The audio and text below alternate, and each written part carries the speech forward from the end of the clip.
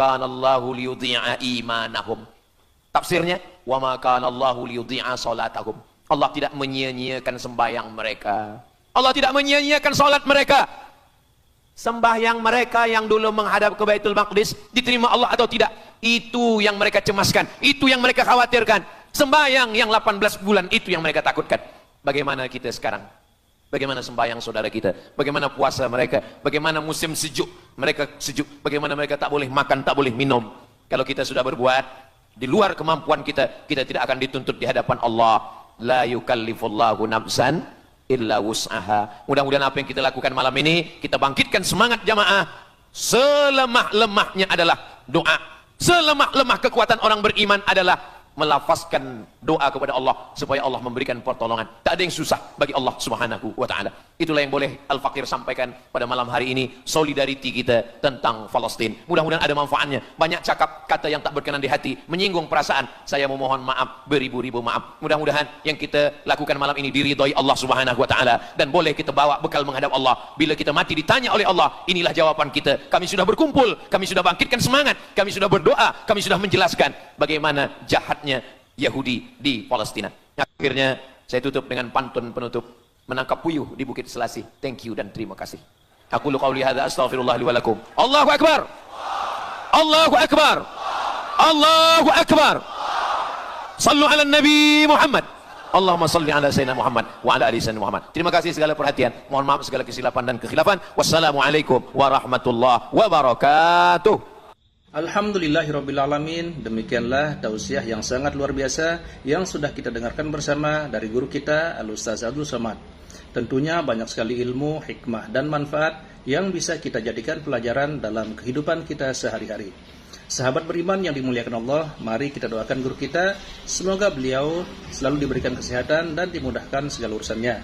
Dan buat sahabat semua yang sudah setia menyimak video ini sampai selesai, saya ucapkan terima kasih banyak. Semoga Allah Subhanahu wa taala senantiasa selalu melimpahkan segala rahmat dan karunia-Nya kepada sahabat semua. Selalu diberikan kesehatan, dimudahkan segala urusannya dan dilancarkan rezekinya. Amin ya rabbal alamin. Demikian yang dapat saya bagikan, kurang lebihnya mohon maaf. Sampai bertemu lagi di video berikutnya. Wassalamualaikum warahmatullahi wabarakatuh. Setelah kita mendengarkan bersama tausiah yang sangat luar biasa dari guru kita Al-Ustaz Abdul Somad, sekarang mari kita lanjutkan aktivitas kita masing-masing. Semoga apa yang sudah disampaikan oleh beliau bisa menjadi ilmu yang bermanfaat dalam kehidupan kita sehari-hari. Selamat beraktivitas buat sahabat semua dan sukses selalu. Sampai bertemu lagi di video Ar-Razzaq 313 berikutnya. Wabillahi taufiq wal hidayah. Wassalamualaikum warahmatullahi wabarakatuh.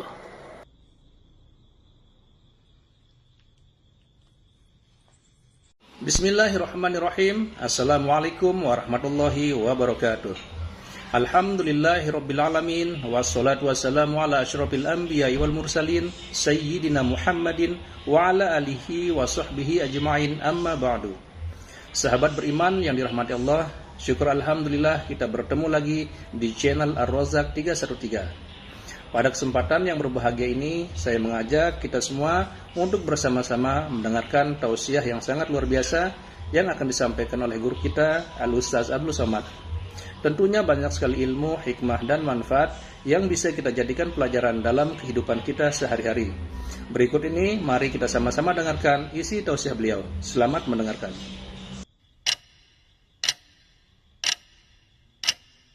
Mengapa Israel ini ingin betul mengambil Palestina ini? Apa yang ada di Palestina?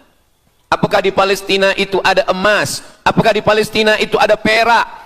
Mengapa mereka bersemangat betul ingin mengambil Palestina ini? Pada tahun 2007, Al-Faqir Abdul Somad, saya menterjemah satu buku berbahasa Arab, judulnya Tarikh Ad-Diyanah Al-Yahudiyah, ditulis oleh seorang ulama daripada Al-Iskandariyah, Mesir. Di situ dia bagi satu jawaban. Kenapa orang Israel itu amat sangat menginginkan Palestina? Rupanya ada seorang bernama Israel. Israel maknanya dua. Isra abadun. El bahasa Hebrew language, bahasa Ibrani. El artinya Tuhan, Israel artinya hamba Tuhan. Tapi mereka punya makna yang kedua. Israel artinya al-musari' lillah. Al-musari' lillah, orang yang bergulat, orang yang mengalahkan Tuhan. Rupanya Tuhan pernah kalah. Dan ketika Tuhan kalah, lalu Tuhan memberikan hadiah satu petak tanah. Dan tanah itu adalah tanah Palestina menurut mereka. Jadi mereka meyakini bahwa ketika Tuhan dikalahkan oleh Israel, maka hadiahnya adalah bumi Palestina. Itulah kenapa mereka amat sangat ingin mengambil tanah itu. Tapi kita pula, Palestina bagi kita adalah hijrahnya Nabi Muhammad sallallahu alaihi wasallam yang dituliskan dalam Al-Qur'an. A'udzubillahi minasyaitonirrajim. Subhanalladzi asra bi'abdihi lailan minal masjidil haram ilal masjidil aqsa alladzi barakna haulah. Dulu semasa belajar di Al-Azhar ada satu subjek namanya Al-Milal wan Nihal. Al-Milal maknanya aliran-aliran keagamaan, wan Nihal agama-agama. Maka salah satu aliran itu disebut dengan Zion. Zion adalah nama satu bukit yang ada di Palestina. Lalu mereka mengambil nama ini sebagai satu gerakan dunia. Dalam bahasa Arabnya disebut dengan As-Sahyuniyah atau Zionis. Mereka ingin mengembalikan Yahudi ke Palestina. Apa yang membuat mereka ingin? Rupa-rupanya mereka meyakini bahwa mereka menunggu-nunggu seorang lelaki. Lelaki itu bernama Mesyah. Dalam bahasa mereka sebut dengan Mesyah. Dalam bahasa Arabnya adalah Al-Masih. Al-Masih diambil dari kata masaha. Masaha artinya disapu. Kita dalam wudhu ada menyapu. Idza qumtum ila shalah, kalau kamu ingin sembahyang, faghsilu wujuhakum, muka dibasuh. Wa aydiyakum ilal marafiq, tangan pun dibasuh hingga ke siku. Tapi kepala dengan telinga tidak dibasuh. Kepala dengan telinga disapu. Wamsahu biru'usikum, disapu. Jadi kenapa dia dikatakan Al-Masih? Kerana dua. Pertama, waktu lahirnya badannya disapu dengan minyak. Yang kedua, setelah dia besar, bila dia tengok orang lumpuh, dia sapu. Orang yang lumpuh boleh tegak berdiri. Bila nampak orang buta, dia sapu. Orang buta boleh menengok. Bila nampak orang mati, dia sapu. Dan orang mati pun boleh tegak berdiri. Dia tunjuk tanah, ya ard umbuti, wahai tanah tumbuh tanaman. Dia tunjuk langit, ya sama imtiri, turunkan hujan. Dia tunjuk orang mati, ya mayyit qum, orang mati tegak berdiri. Maka dia disebut dengan Al-Masih. Tapi Al-Masih ini ada yang original. Itulah dia Al-Masih Isa anak Maryam alaihissalam. Tapi ada Al-Masih satu lagi, macam Isa. Orang Arab bila ada mangkuk, mereka sebut dengan wi'a. Kalau mangkuk ini emas, mereka katakan al-wi'a al-zahabi, mangkuk emas. Tapi kalau mangkuk ini dari perak, tapi dibalur dengan emas, mereka akan mengatakan al-wi'a al-mudajjal. Dia bukan emas, tapi dia nampak macam emas, maka dia namanya mudajjal. Begitu juga dengan Al-Masih ini. Al-Masih yang betul-betul Al-Masih, dia adalah Al-Masih Isa anak Maryam. Tapi ada yang macam Al-Masih, bentuknya macam Al-Masih, macam mukjizat Al-Masih, tapi dia bukan Al-Masih. Itulah dia Al-Masih Ad-Dajjal. Sebenarnya mereka sedang menunggu Al-Masih Ad-Dajjal. Kita pula sebelum salam, kita minta perlindungan kepada Allah dari Al-Masih Ad-Dajjal. Allahumma inni a'udzubika min adzabi jahannam wa min adzabil qabri wa min fitnatil mahya wal mamat wa min syarri fitnatil masihid dajjal. Kita minta tolong pada Allah supaya jauh daripada Dajjal. Mereka menunggu-nunggu Dajjal. Kenapa mereka ingin menunggu Dajjal? Sebab menurut mereka, bila Al-Masih Dajjal ini datang, maka nanti kambing akan berdamai dengan serigala. Semua akan hidup tenang. Dan mereka akan menjadi penguasa dunia. Selain daripada Yahudi Israel adalah ghaim. Ghaim adalah keledai tunggangan. Jadi sebenarnya sesiapa saja pun yang bukan Yahudi, dia hanya akan menjadi keledai. Dan mereka ini adalah agama yang juga sebagai suku bangsa, yang juga sebagai sebuah negeri. Kita Islam, agama kita, tapi bangsa kita Melayu. Dan kita tinggal duduk, ada Melayu di Sumatera, ada Melayu di Semenanjung, ada Melayu di Kalimantan, Borneo. Melayu tersebar di beberapa negara. Tapi Yahudi tiga. Yahudi sebagai agama, Yahudi sebagai bangsa, Yahudi sebagai negeri. Mereka ingin mewujudkan ketiga-tiga ini menjadi satu. Kami bangsa Yahudi, kami agama Yahudi, dan kami punya negeri Yahudi. Itulah keinginan mereka.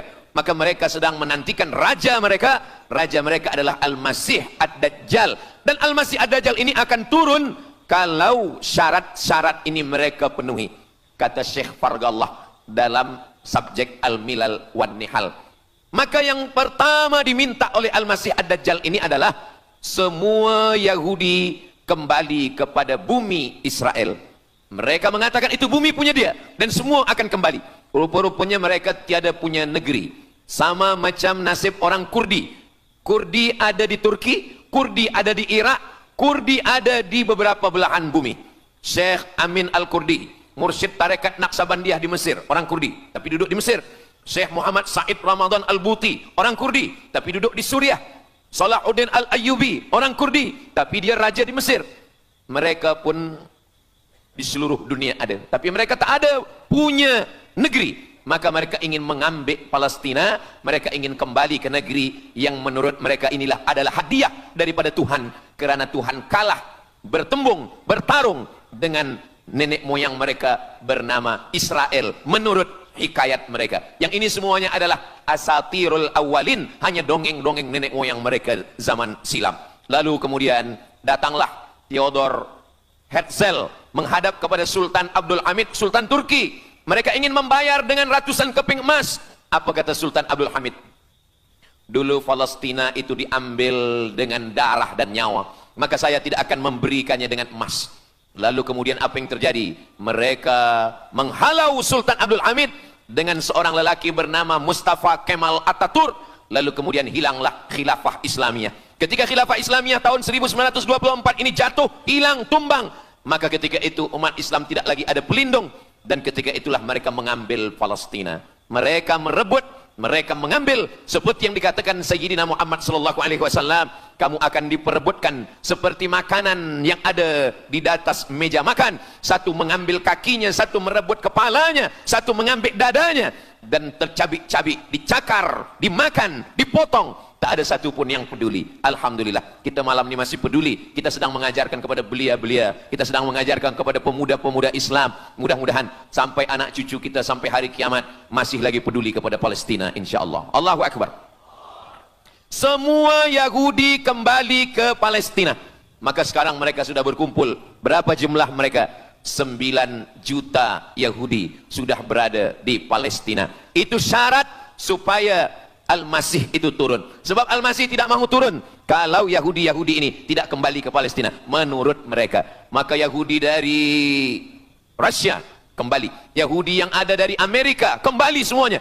Dari mulai tahun 1946 sampailah hari ini 2025, tahun hadapan 2026, 80 tahun lamanya mereka sudah berkumpul menunggu kedatangan Al-Masih dengan cara berkumpul.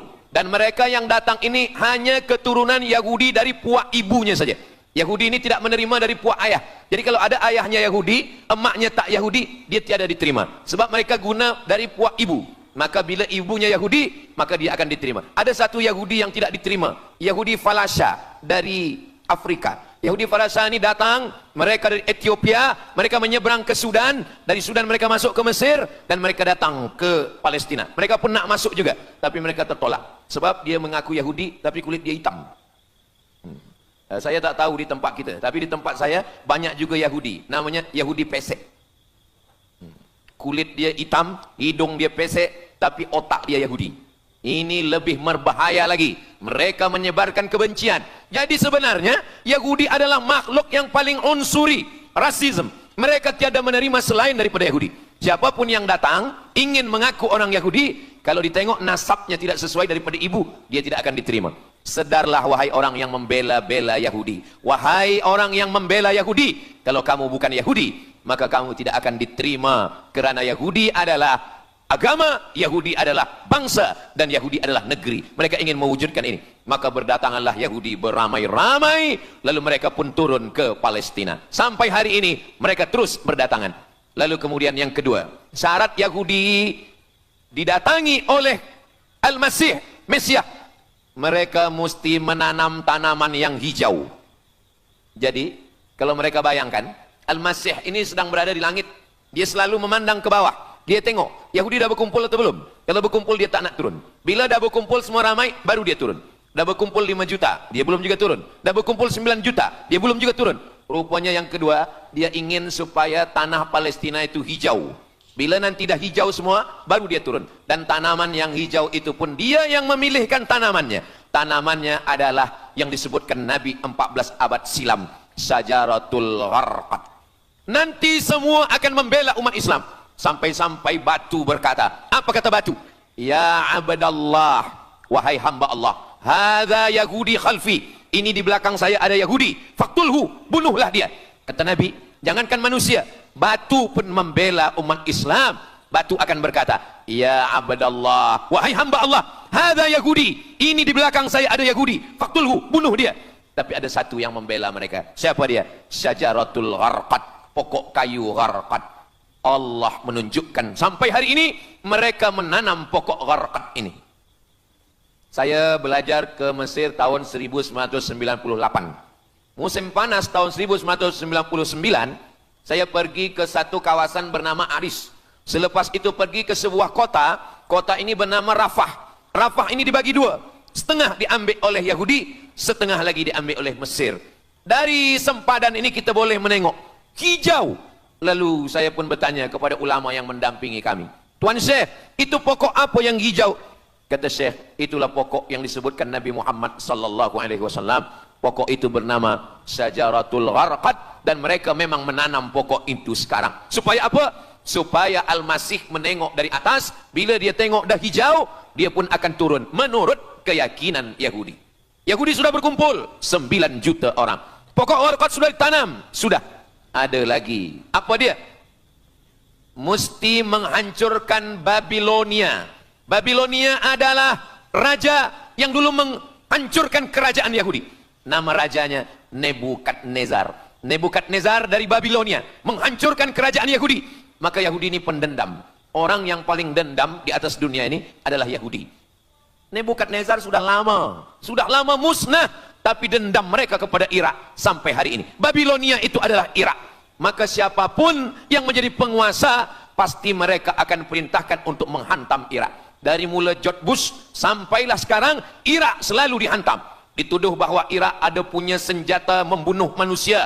Mereka katakan bahwa Saddam Hussein ini ada memiliki senjata yang boleh menghancurkan peradaban manusia. Akhirnya mereka membunuh Saddam Hussein. Apa yang terjadi? Sampai hari ini Saddam Hussein tiada memiliki apapun untuk menghancurkan umat manusia. Jadi sebenarnya adalah ini agenda daripada Yahudi. Mereka ingin menghancurkan Babilonia, dan Babilonia itu adalah Irak pada zaman modern sekarang ini. Setiap penguasa-penguasa pasti menghancurkan Irak, sebab mereka amat sangat benci dan dendam kesumat kepada Irak. Ada buku judulnya Al-Yahud fi Masr, fi Misr, orang Yahudi di Mesir. Lalu kemudian seorang jenderal Yahudi bernama Musa Dayan. Musa Dayan buta matanya sebelah. Lalu Musa Dayan ini meminta kepada Presiden Prancis bernama De Gaulle. Lalu De Gaulle pun menelpon Presiden Mesir bernama Anwar Sadat. Bukunya ada, saya simpan di rumah. Dia katakan bahwa kepada Anwar Sadat, wahai Tuan Presiden Anwar Sadat, ini mami yang ada di Museum Mesir Kaherah itu sedang sakit. Jadi untuk menyehatkannya mesti dibawa ke Prancis, ke Paris. Lalu disediakanlah pesawat terbang untuk membawa mami ini. Dulu saya pernah dengar tazkirah Ustaz Azhar Idrus, jangan anak panggil mami, sebab mami itu inilah mami Fir'aun. Mami return. Ini mami ini sakit, maka dia mesti disehatkan, ada bakteri, maka dia mesti disehatkan, dibawa ke Paris, Prancis. Akhirnya diterbangkan pada masa Presiden Anwar Sadat. Dibawa ke hospital, sampai di hospital, rupa-rupanya Jenderal Musa Dayan yang buta sebelah sudah menunggu mami. Begitu mami Ramses II, Fir'aun sampai, dia terus meninju muka mami itu. Kenapa? Sebab dia dendam. Inilah yang dulu menghalau nenek moyang dia dari Mesir. Gila. Yahudi ini adalah orang-orang yang gila. Sampai hari ini, mereka punya dendam yang tak berkesudahan. Sampai mami yang sudah menjadi kering, kita pun menengoknya biasa-biasa saja. Tapi Musa Dayan melampiaskan dendam kesumat dia sampai pada masa Presiden Anwar Sadat, yang akhirnya Anwar Sadat pun mati terbunuh, ditembak oleh Khalid Islambuli. Begitulah Allah Subhanahu wa taala menceritakan saksi sejarah supaya umat Islam faham bagaimana pikiran, bagaimana sakit jiwanya orang-orang Yahudi. Mereka sudah berkumpul di Palestina 9 juta. Tanam-tanaman hijau sudah ditanam. Irak sudah dihantam. Hancur lebur Irak. Apa lagi yang mereka lakukan?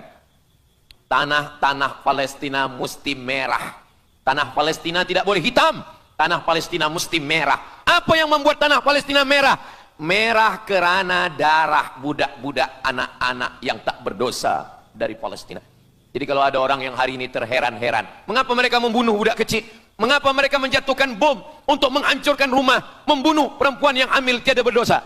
Tapi bila orang faham, dia mengerti, sesungguhnya mereka ingin supaya darah anak-anak yang tiada berdosa itu tumpah. Kalau darah itu sudah tumpah, disitulah mereka menantikan supaya Al-Masih, Mesiah itu turun membela. Sebab itu adalah raja di raja mereka. Apa yang terjadi sebenarnya hari ini? Yang terjadi sebenarnya adalah mereka membangun, membina sebuah kerajaan dari khayal, dari pikiran gila. Maka ada seorang yang tidak percaya kepada Allah. Dia atheist, dia tak percaya kepada Tuhan. Namanya Roger Jarroudi. Tapi akhirnya dia dapat hidayah. Dia masuk Islam. Selepas masuk Islam, dia tulis buku bahwa Israel Yahudi mendirikan negara berdasarkan mitologi, berdasarkan khurafat, berdasarkan kisah-kisah bohong, dusta. Tapi mereka percaya dengan dusta itu. Lalu kemudian Roger Jarroudi ditangkap oleh pemerintah Prancis, dimasukkan ke dalam penjara. Bukunya diterjemahkan ke dalam bahasa Arab, diterjemahkan ke dalam bahasa Melayu. Roger Jarroudi, bagaimana orang Yahudi Israel membina kerajaan negara berdasarkan khayal, berdasarkan tipu, berdasarkan dusta, berdasarkan mitologi, berdasarkan asatirul awalin, dongeng-dongeng daripada nenek moyang mereka dulu. Lalu kemudian hari ini kita sudah menengok darah itu sudah tumpah merata-rata di tanah Palestina. Kenapa Al-Masih, Mesiah belum juga turun? Kenapa belum datang juga Mesiah yang mereka tunggu itu?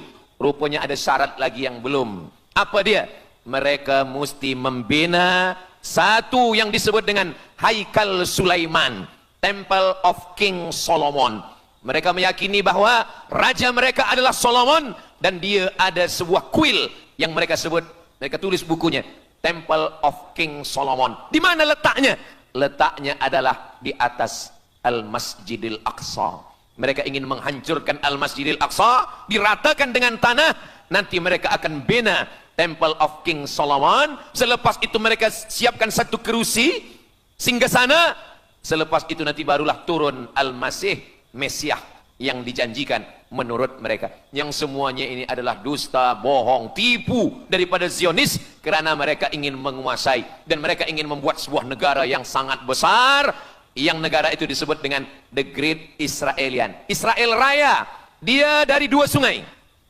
Biasanya orang membuat map itu rahasia. Map biasanya rahasia yang disimpan. Tapi orang Yahudi Israel, mereka buatkan mapnya di dalam bendera mereka. Kita membuat sesuatu yang rahasia kita simpan, tapi mereka membuat satu garis biru di atas, satu lagi garis biru di bawah. Yang di atas itu adalah sungai Nil di atas, dan yang di bawah itu adalah sungai Efrat.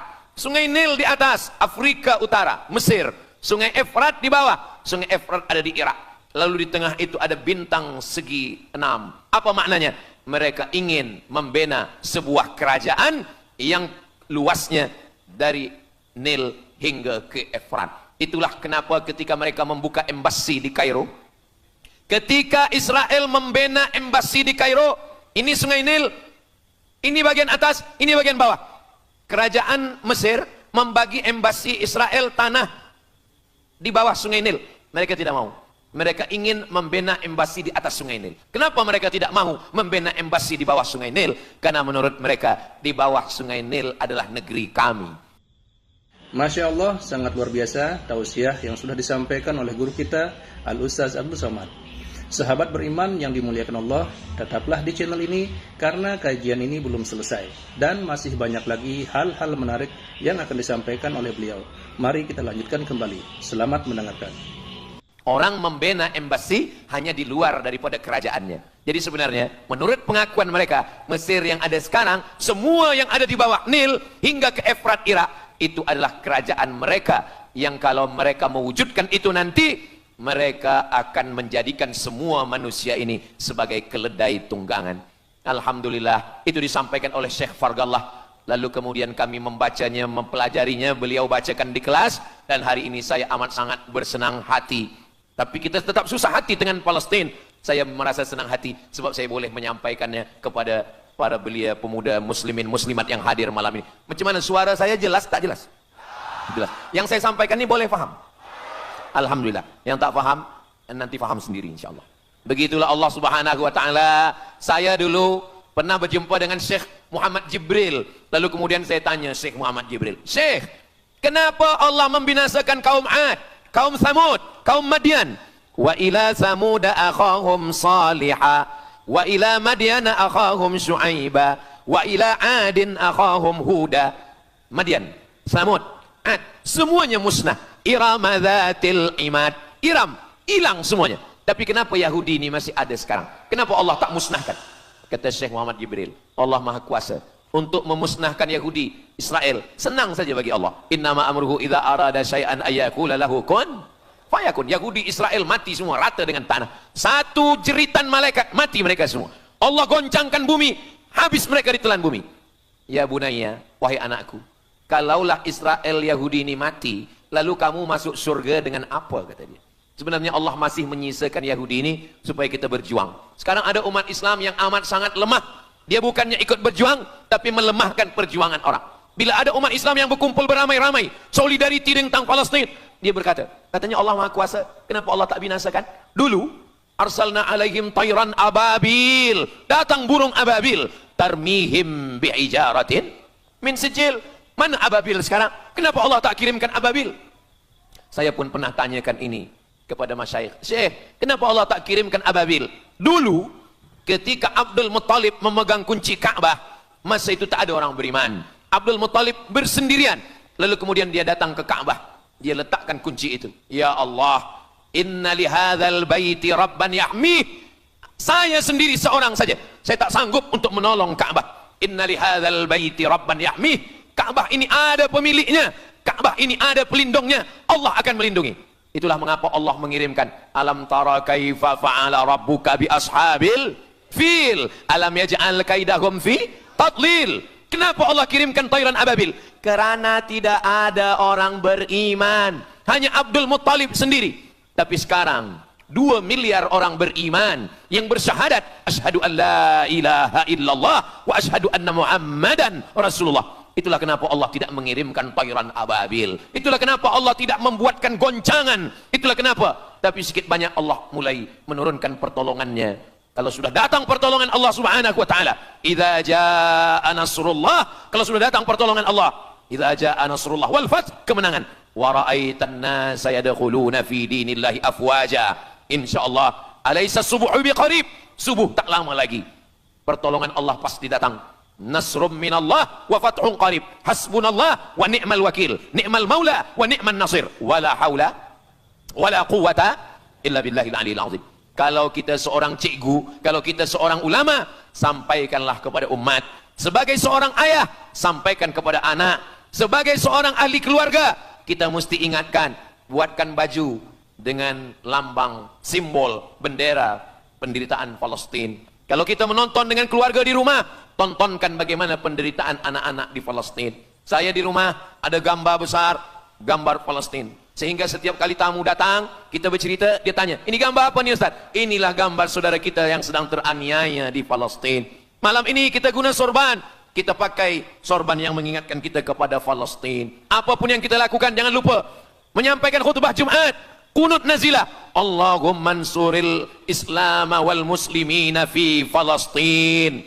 Silahul mu'min, doa silahul mu'min. Kalau kita tiada senjata lagi, maka sesungguhnya doa. Man lam yahtam bi amril muslimin, siapa yang tak peduli kepada penderitaan saudaranya di Palestina, falaisa minhum, dia tidak diakui sebagai umat Nabi Muhammad sallallahu alaihi wasallam. Orang beriman bukan setakat sembahyang subuh, zuhur, asar, maghrib, isya. Orang beriman bukan setakat ditengok berapa kali dia ke Baitullah haji dan umrah, tapi orang beriman bagaimana perasaan dia kepada saudaranya. Maka kata Nabi SAW, la yu'minu ahadukum, kamu tidak beriman, kalaupun kamu beriman, belum sempurna, hatta yuhibba li akhi, sampai engkau sayang kepada saudaramu. Ma yuhibbu li nafsih, sayang kepada saudara seperti sayang pada diri sendiri. Kalau anak saudara kita di Palestina teraniaya, kita lebih teraniaya. Kalau pipi kita dicubit sakit, begitu juga dengan saudara kita di Palestina. Kita memang hidup pada zaman yang susah, yang payah.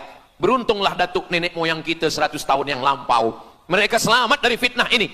Tapi kita pun tak boleh mengutuk nasib. Mengapa saya hidup sekarang? Kenapa kami hidup tahun 1447 ini ya Allah? Tentu ada hikmahnya.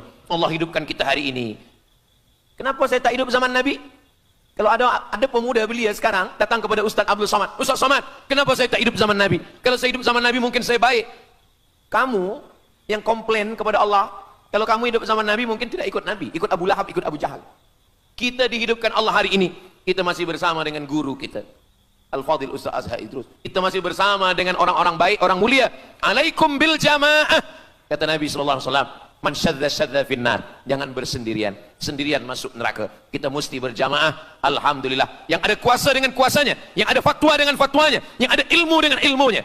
Bagi penuntut-penuntut, pelajar-pelajar, tonton, buat video, buat apapun yang boleh kita buat, share, gambar, semuanya itu ada tanggung jawab kita di hadapan Allah Subhanahu wa taala. Kullukum ra'in, setiap kamu pemimpin, hadap ke Baitul Maqdis 17 hingga 18 bulan.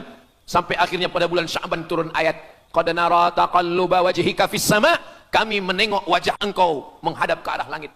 Fawalli wajhaka syatral masjidil haram, hadapkanlah wajahmu ke arah Masjidil Haram. Lalu Nabi pun menghadap ke arah Masjidil Haram. Selepas itu sahabat datang beramai-ramai menjumpai Nabi Muhammad sallallahu alaihi wasallam. Ya Rasulullah, bagaimana saudara kami yang sembahyang, yang solat 16 bulan, 17 bulan, 18 bulan, dia menghadap ke Palestina. Apakah solatnya diterima Allah? Turun ayat, wa ma kana Allahu liyudhi'a imanahum. Tafsirnya, wa ma kana Allahu liyudhi'a salatakum. Allah tidak menyia-nyiakan sembahyang mereka. Allah tidak menyia-nyiakan solat mereka.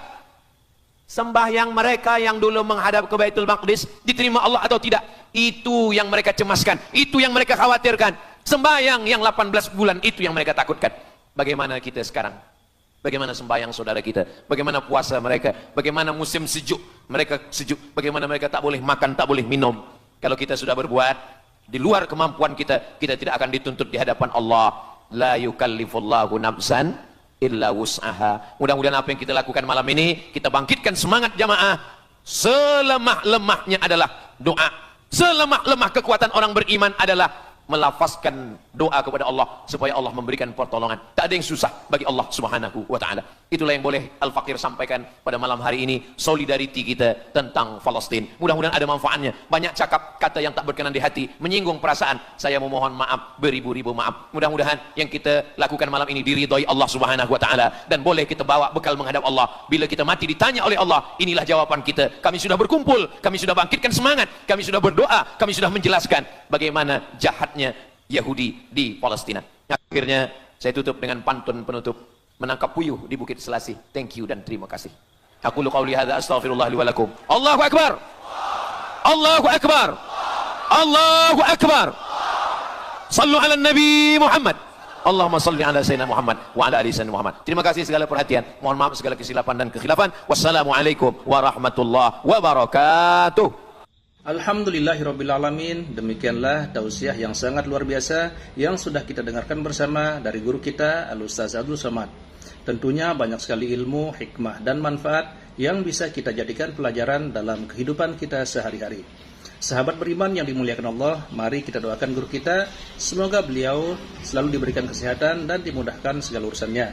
Dan buat sahabat semua yang sudah setia menyimak video ini sampai selesai, saya ucapkan terima kasih banyak. Semoga Allah Subhanahu wa taala senantiasa selalu melimpahkan segala rahmat dan karunia-Nya kepada sahabat semua. Selalu diberikan kesehatan, dimudahkan segala urusannya dan dilancarkan rezekinya. Amin ya rabbal alamin. Demikian yang dapat saya bagikan, kurang lebihnya mohon maaf. Sampai bertemu lagi di video berikutnya. Wassalamualaikum warahmatullahi wabarakatuh. Setelah kita mendengarkan bersama tausiah yang sangat luar biasa dari guru kita Al-Ustaz Abdul Somad, sekarang mari kita lanjutkan aktivitas kita masing-masing. Semoga apa yang sudah disampaikan oleh beliau bisa menjadi ilmu yang bermanfaat dalam kehidupan kita sehari-hari. Selamat beraktivitas buat sahabat semua dan sukses selalu. Sampai bertemu lagi di video Ar-Razzaq 313 berikutnya. Wabillahi taufiq wal hidayah. Wassalamualaikum warahmatullahi wabarakatuh.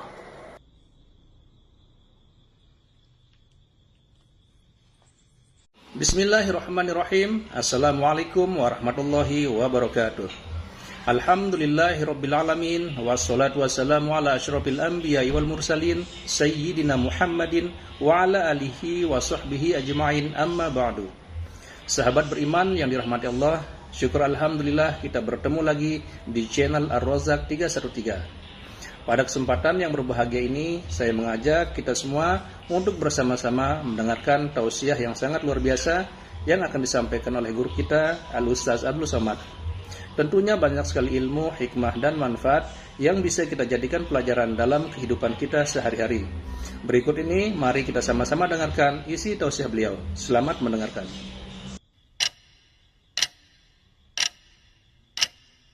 Mengapa Israel ini ingin betul mengambil Palestina ini? Apa yang ada di Palestina? Apakah di Palestina itu ada emas? Apakah di Palestina itu ada perak? Mengapa mereka bersemangat betul ingin mengambil Palestina ini? Pada tahun 2007, Al-Faqir Abdul Somad, saya menterjemah satu buku berbahasa Arab, judulnya Tarikh Ad-Diyanah Al-Yahudiyah, ditulis oleh seorang ulama daripada Al-Iskandariyah, Mesir. Di situ dia bagi satu jawaban. Kenapa orang Israel itu amat sangat menginginkan Palestina? Rupanya ada seorang bernama Israel. Israel maknanya dua. Isra abdun. El bahasa Hebrew language, bahasa Ibrani. El artinya Tuhan. Israel artinya hamba Tuhan. Tapi mereka punya makna yang kedua. Israel artinya al-musari' lillah. Al-musari' lillah, orang yang bergulat, orang yang mengalahkan Tuhan. Rupanya Tuhan pernah kalah. Dan ketika Tuhan kalah, lalu Tuhan memberikan hadiah satu petak tanah. Dan tanah itu adalah tanah Palestina menurut mereka. Jadi mereka meyakini bahwa ketika Tuhan dikalahkan oleh Israel, maka hadiahnya adalah bumi Palestina. Itulah kenapa mereka amat sangat ingin mengambil tanah itu. Tapi kita pula, Palestina bagi kita adalah hijrahnya Nabi Muhammad sallallahu alaihi wasallam yang dituliskan dalam Al-Qur'an. A'udzubillahi minasyaitonirrajim. Subhanalladzi asra bi'abdihi lailan minal masjidil haram ilal masjidil aqsa alladzi barakna haulah. Dulu semasa belajar di Al-Azhar ada satu subjek namanya Al-Milal wan Nihal. Al-Milal maknanya aliran-aliran keugamaan. Wan Nihal ugama-ugama.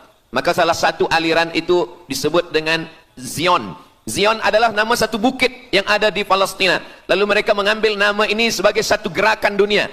Dalam bahasa Arabnya disebut dengan As-Sahyuniyah atau Zionis. Mereka ingin mengembalikan Yahudi ke Palestina. Apa yang membuat mereka ingin? Rupa-rupanya mereka meyakini bahwa mereka menunggu-nunggu seorang lelaki. Lelaki itu bernama Mesyah. Dalam bahasa mereka sebut dengan Mesyah. Dalam bahasa Arabnya adalah Al-Masih. Al-Masih diambil dari kata masaha.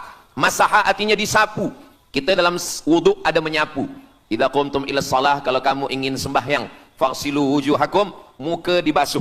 Wa aydiyakum ilal marafiq, tangan pun dibasuh hingga ke siku. Tapi kepala dengan telinga tidak dibasuh.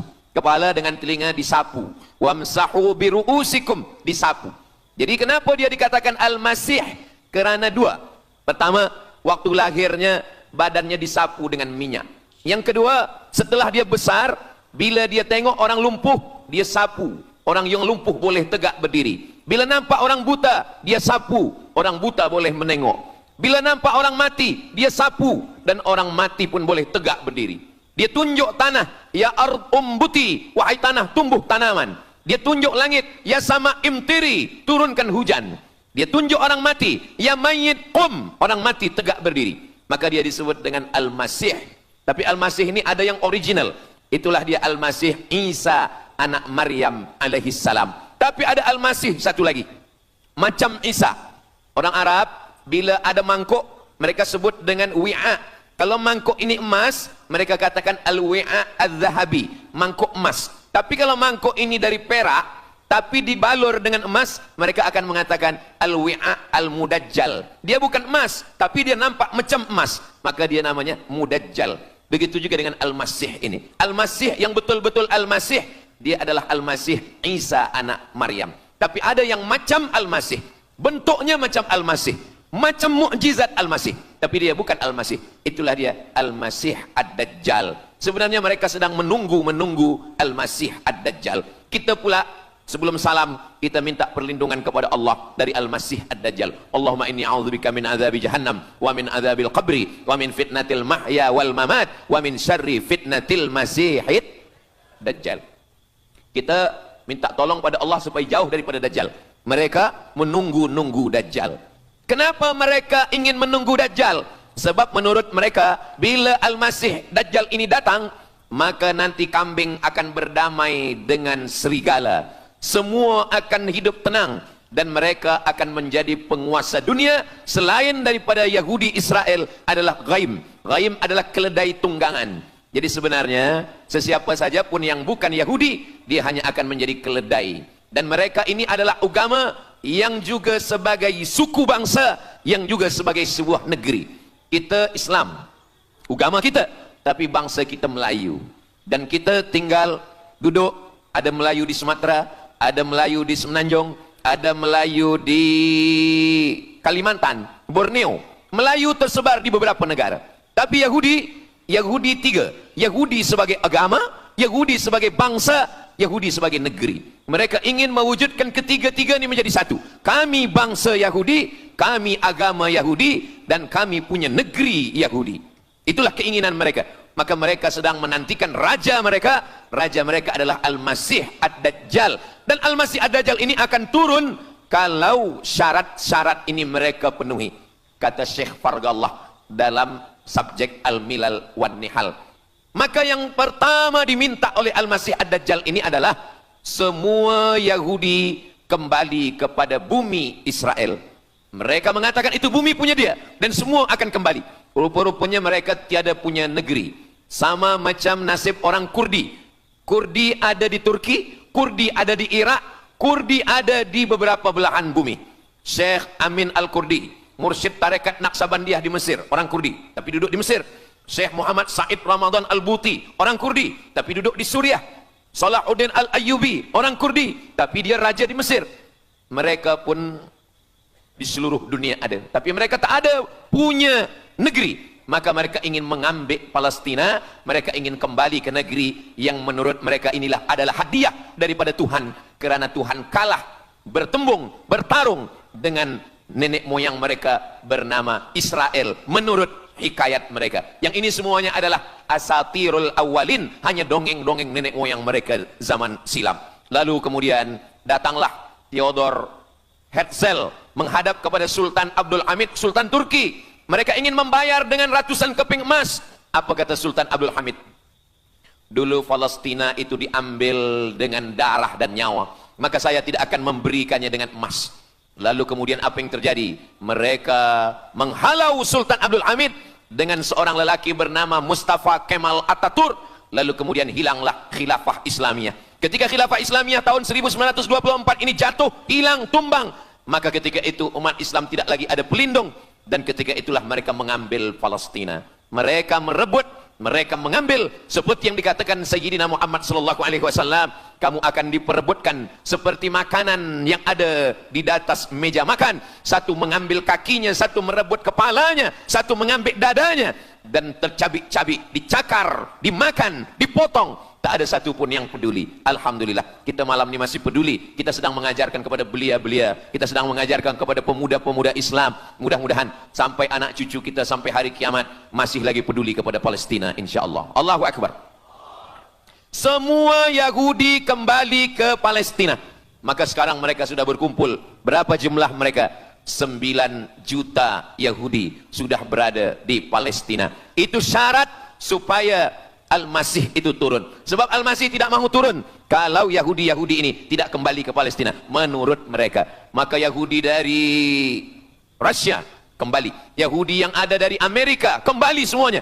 Dari mulai tahun 1946 sampailah hari ini 2025, tahun hadapan 2026, 80 tahun lamanya mereka sudah berkumpul menunggu kedatangan Al-Masih dengan cara berkumpul. Dan mereka yang datang ini hanya keturunan Yahudi dari puak ibunya saja. Yahudi ini tidak menerima dari puak ayah. Jadi kalau ada ayahnya Yahudi, emaknya tak Yahudi, dia tiada diterima. Sebab mereka guna dari puak ibu. Maka bila ibunya Yahudi, maka dia akan diterima. Ada satu Yahudi yang tidak diterima, Yahudi Falasha dari Afrika. Yahudi Falasha ini datang, mereka dari Ethiopia, mereka menyeberang ke Sudan, dari Sudan mereka masuk ke Mesir, dan mereka datang ke Palestina. Mereka pun nak masuk juga, tapi mereka tertolak. Sebab dia mengaku Yahudi, tapi kulit dia hitam. Saya tak tahu di tempat kita, tapi di tempat saya banyak juga Yahudi, namanya Yahudi pesek. Kulit dia hitam, hidung dia pesek, tapi otak dia Yahudi. Ini lebih berbahaya lagi. Mereka menyebarkan kebencian. Jadi sebenarnya Yahudi adalah makhluk yang paling unsuri, rasisme. Mereka tiada menerima selain daripada Yahudi. Siapapun yang datang ingin mengaku orang Yahudi, kalau ditengok nasabnya tidak sesuai daripada ibu, dia tidak akan diterima. Sedarlah wahai orang yang membela-bela Yahudi. Wahai orang yang membela Yahudi, kalau kamu bukan Yahudi, maka kamu tidak akan diterima, kerana Yahudi adalah agama, Yahudi adalah bangsa, dan Yahudi adalah negeri. Mereka ingin mewujudkan ini. Maka berdatanganlah Yahudi beramai-ramai, lalu mereka pun turun ke Palestina. Sampai hari ini mereka terus berdatangan. Lalu kemudian yang kedua, syarat Yahudi didatangi oleh Al-Masih, Mesias, mereka mesti menanam tanaman yang hijau. Jadi kalau mereka bayangkan, Al-Masih ini sedang berada di langit, dia selalu memandang ke bawah, dia tengok Yahudi dah berkumpul atau belum. Kalau berkumpul dia tak nak turun. Bila dah berkumpul semua ramai, baru dia turun. Dah berkumpul 5 juta, dia belum juga turun. Dah berkumpul 9 juta, dia belum juga turun. Rupanya yang kedua, dia ingin supaya tanah Palestina itu hijau. Bila nanti dah hijau semua, baru dia turun. Dan tanaman yang hijau itu pun dia yang memilihkan tanamannya. Tanamannya adalah yang disebutkan Nabi 14 abad silam, Syajaratul Gharqad. Nanti semua akan membela umat Islam. Sampai-sampai batu berkata, apa kata batu? Ya abdallah, wahai hamba Allah, hadza Yahudi khalfi, ini di belakang saya ada Yahudi, faktulhu, bunuhlah dia. Kata Nabi, jangankan manusia, batu pun membela umat Islam. Batu akan berkata, ya abdallah, wahai hamba Allah, hadza Yahudi, ini di belakang saya ada Yahudi, faktulhu, bunuh dia. Tapi ada satu yang membela mereka. Siapa dia? Syajaratul Gharqad, pokok kayu Gharqad. Allah menunjukkan sampai hari ini mereka menanam pokok Gharqad ini. Saya belajar ke Mesir tahun 1998. Musim panas tahun 1999, saya pergi ke satu kawasan bernama Aris. Selepas itu pergi ke sebuah kota, kota ini bernama Rafah. Rafah ini dibagi dua, setengah diambil oleh Yahudi, setengah lagi diambil oleh Mesir. Dari sempadan ini kita boleh menengok hijau. Lalu saya pun bertanya kepada ulama yang mendampingi kami, Tuan Syekh, itu pokok apa yang hijau? Kata Syekh, itulah pokok yang disebutkan Nabi Muhammad sallallahu alaihi wasallam. Pokok itu bernama Syajaratul Gharqad, dan mereka memang menanam pokok itu sekarang. Supaya apa? Supaya Al-Masih menengok dari atas, bila dia tengok dah hijau, dia pun akan turun menurut keyakinan Yahudi. Yahudi sudah berkumpul 9 juta orang.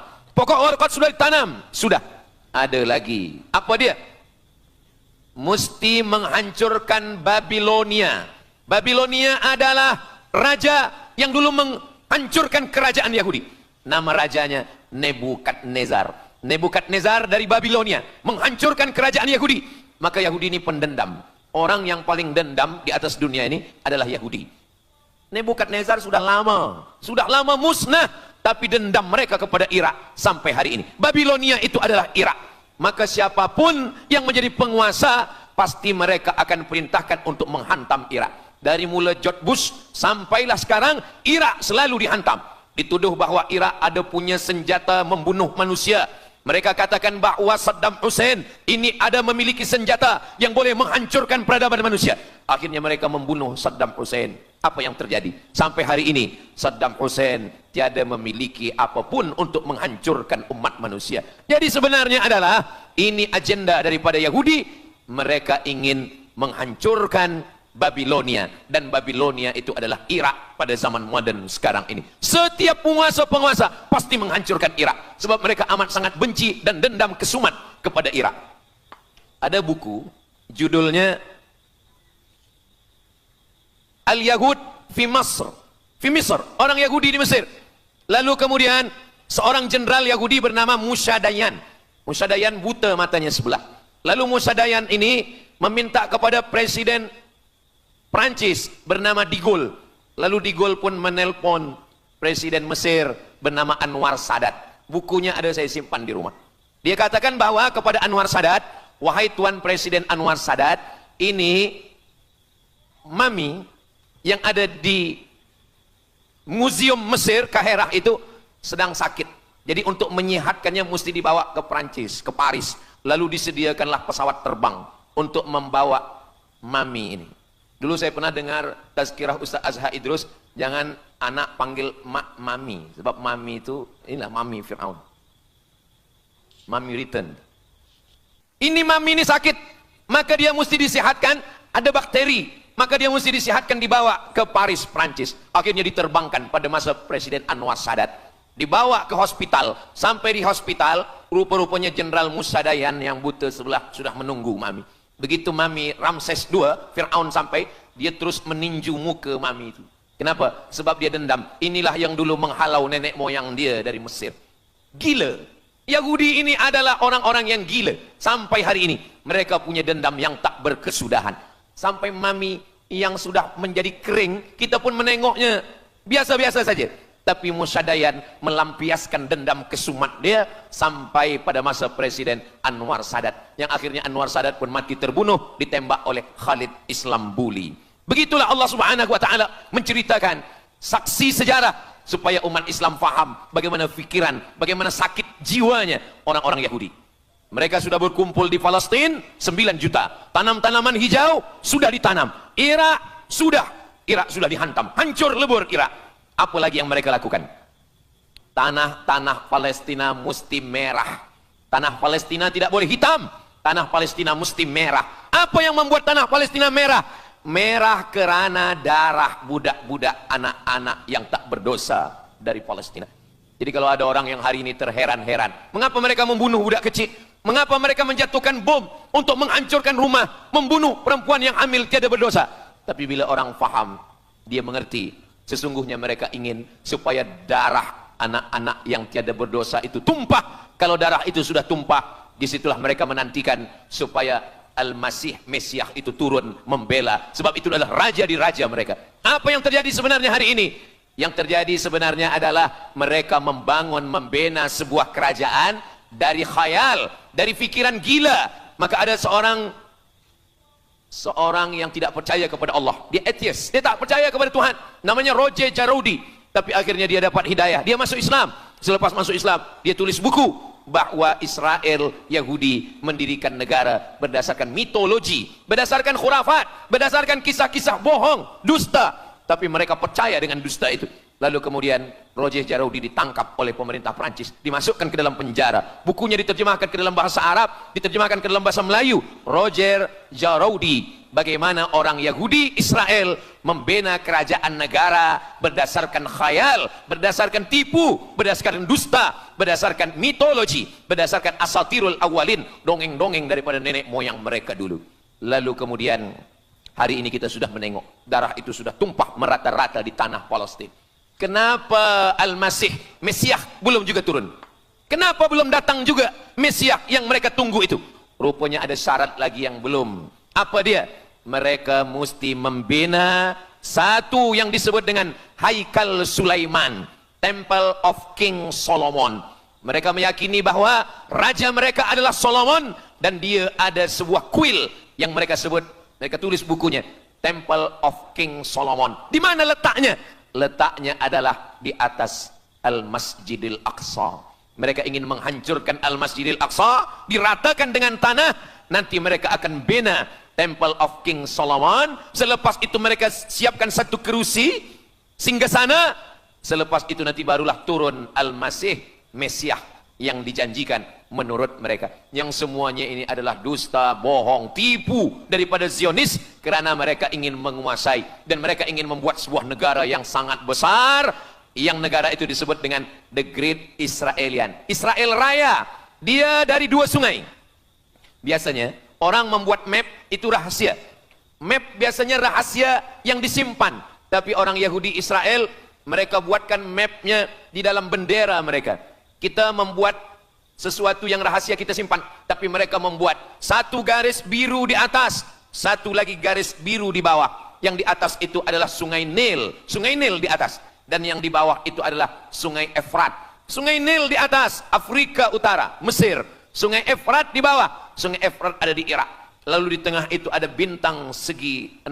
Apa maknanya? Mereka ingin membina sebuah kerajaan yang luasnya dari Nil hingga ke Efrat. Itulah kenapa ketika mereka membuka embasi di Kairo, ketika Israel membina embasi di Kairo, ini sungai Nil, ini bagian atas, ini bagian bawah. Kerajaan Mesir membagi embasi Israel tanah di bawah sungai Nil. Mereka tidak mau. Mereka ingin membina embasi di atas sungai Nil. Kenapa mereka tidak mau membina embasi di bawah sungai Nil? Karena menurut mereka di bawah sungai Nil adalah negeri kami. Masya Allah, sangat luar biasa tausiah yang sudah disampaikan oleh guru kita Al-Ustaz Abdul Somad. Sahabat beriman yang dimuliakan Allah, tetaplah di channel ini karena kajian ini belum selesai dan masih banyak lagi hal-hal menarik yang akan disampaikan oleh beliau. Mari kita lanjutkan kembali. Selamat mendengarkan. Orang membina embasi hanya di luar daripada kerajaannya. Jadi sebenarnya menurut pengakuan mereka, Mesir yang ada sekarang, semua yang ada di bawah Nil hingga ke Efrat Irak, itu adalah kerajaan mereka, yang kalau mereka mewujudkan itu nanti, mereka akan menjadikan semua manusia ini sebagai keledai tunggangan.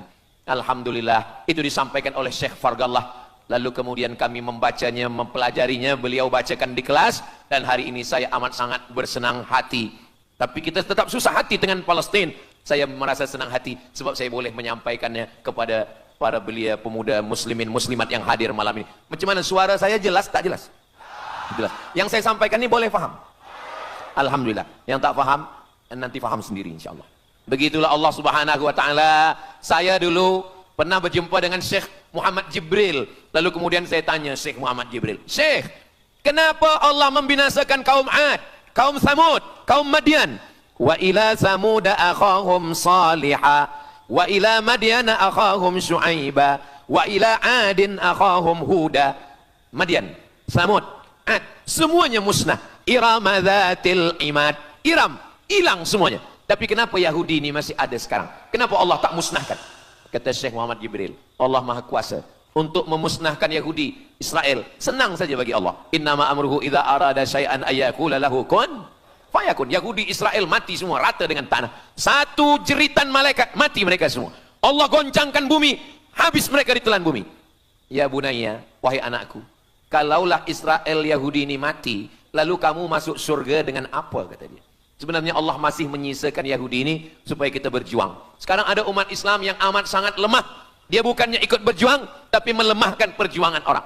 Bila ada umat Islam yang berkumpul beramai-ramai, solidariti tentang Palestin, dia berkata, katanya Allah Maha Kuasa, kenapa Allah tak binasakan? Dulu, arsalna alaihim tayran ababil, datang burung ababil, tarmihim bi'ijaratin min sijil. Mana ababil sekarang? Kenapa Allah tak kirimkan ababil? Saya pun pernah tanyakan ini kepada masyayikh, Syekh, kenapa Allah tak kirimkan ababil? Dulu ketika Abdul Muttalib memegang kunci Ka'bah, masa itu tak ada orang beriman. Abdul Muttalib bersendirian, lalu kemudian dia datang ke Ka'bah, dia letakkan kunci itu. Ya Allah, inna lihadzal baiti rabban yahmih. Saya sendiri seorang saja, saya tak sanggup untuk menolong Ka'bah. Inna lihadzal baiti rabban yahmih. Ka'bah ini ada pemiliknya, Ka'bah ini ada pelindungnya, Allah akan melindungi. Itulah mengapa Allah mengirimkan alam tara kaifa fa'ala rabbuka bi ashabil fil alam yaj'al kaidahum fi tadlil. Kenapa Allah kirimkan tayran ababil? Karena tidak ada orang beriman, hanya Abdul Muttalib sendiri. Tapi sekarang 2 miliar orang beriman yang bersyahadat asyhadu an la ilaha illallah wa asyhadu anna muhammadan rasulullah. Itulah kenapa Allah tidak mengirimkan tayran ababil. Itulah kenapa Allah tidak membuatkan goncangan. Itulah kenapa. Tapi sedikit banyak Allah mulai menurunkan pertolongannya. Kalau sudah datang pertolongan Allah Subhanahu wa taala, idza jaa nasrullah, kalau sudah datang pertolongan Allah, idza jaa nasrullah wal fath, kemenangan, wa ra'aitan nasa yadkhuluna fi dinillahi afwaja. Insyaallah, alaysa subuhu biqarib, subuh tak lama lagi. Pertolongan Allah pasti datang. Nasrum minallah wa fathun qarib. Hasbunallah wa ni'mal wakil. Ni'mal maula wa ni'man nasir. Wala haula wala quwata illa billahil aliyil azim. Kalau kita seorang cikgu, kalau kita seorang ulama, sampaikanlah kepada umat. Sebagai seorang ayah, sampaikan kepada anak. Sebagai seorang ahli keluarga, kita mesti ingatkan, buatkan baju dengan lambang, simbol, bendera penderitaan Palestina. Kalau kita menonton dengan keluarga di rumah, tontonkan bagaimana penderitaan anak-anak di Palestina. Saya di rumah ada gambar besar, gambar Palestina. Sehingga setiap kali tamu datang, kita bercerita, dia tanya, ini gambar apa nih Ustaz? Inilah gambar saudara kita yang sedang teraniaya di Palestina. Malam ini kita guna sorban, kita pakai sorban yang mengingatkan kita kepada Palestina. Apapun yang kita lakukan, jangan lupa menyampaikan khutbah Jumat, kunut nazilah, Allahumma ansuril Islam wal muslimina fi Palestina. Silahul mu'min, ad-du'a silahul mu'min. Kalau kita tiada senjata lagi, maka sesungguhnya doa. Man lam yahtam bi amril muslimin, siapa yang tak peduli kepada penderitaan saudaranya di Palestina, falaisa minhum, dia tidak diakui sebagai umat Nabi Muhammad sallallahu alaihi wasallam. Orang beriman bukan setakat sembahyang subuh, zuhur, asar, maghrib, isya. Orang beriman bukan setakat ditengok berapa kali dia ke Baitullah haji dan umrah, tapi orang beriman bagaimana perasaan dia kepada saudaranya. Maka kata Nabi SAW, la yu'minu ahadukum, kamu tidak beriman, kalaupun kamu beriman, belum sempurna, hatta yuhibba li akhi, sampai engkau sayang kepada saudaramu. Ma yuhibbu li nafsih, sayang kepada saudara seperti sayang pada diri sendiri. Kalau anak saudara kita di Palestina teraniaya, kita lebih teraniaya. Kalau pipi kita dicubit sakit, begitu juga dengan saudara kita di Palestina. Kita memang hidup pada zaman yang susah, yang payah. Beruntunglah datuk nenek moyang kita 100 tahun yang lampau. Mereka selamat dari fitnah ini. Tapi kita pun tak boleh mengutuk nasib. Mengapa saya hidup sekarang? Kenapa kami hidup tahun 1447 ini ya Allah? Tentu ada hikmahnya. Allah hidupkan kita hari ini. Kenapa saya tak hidup zaman Nabi?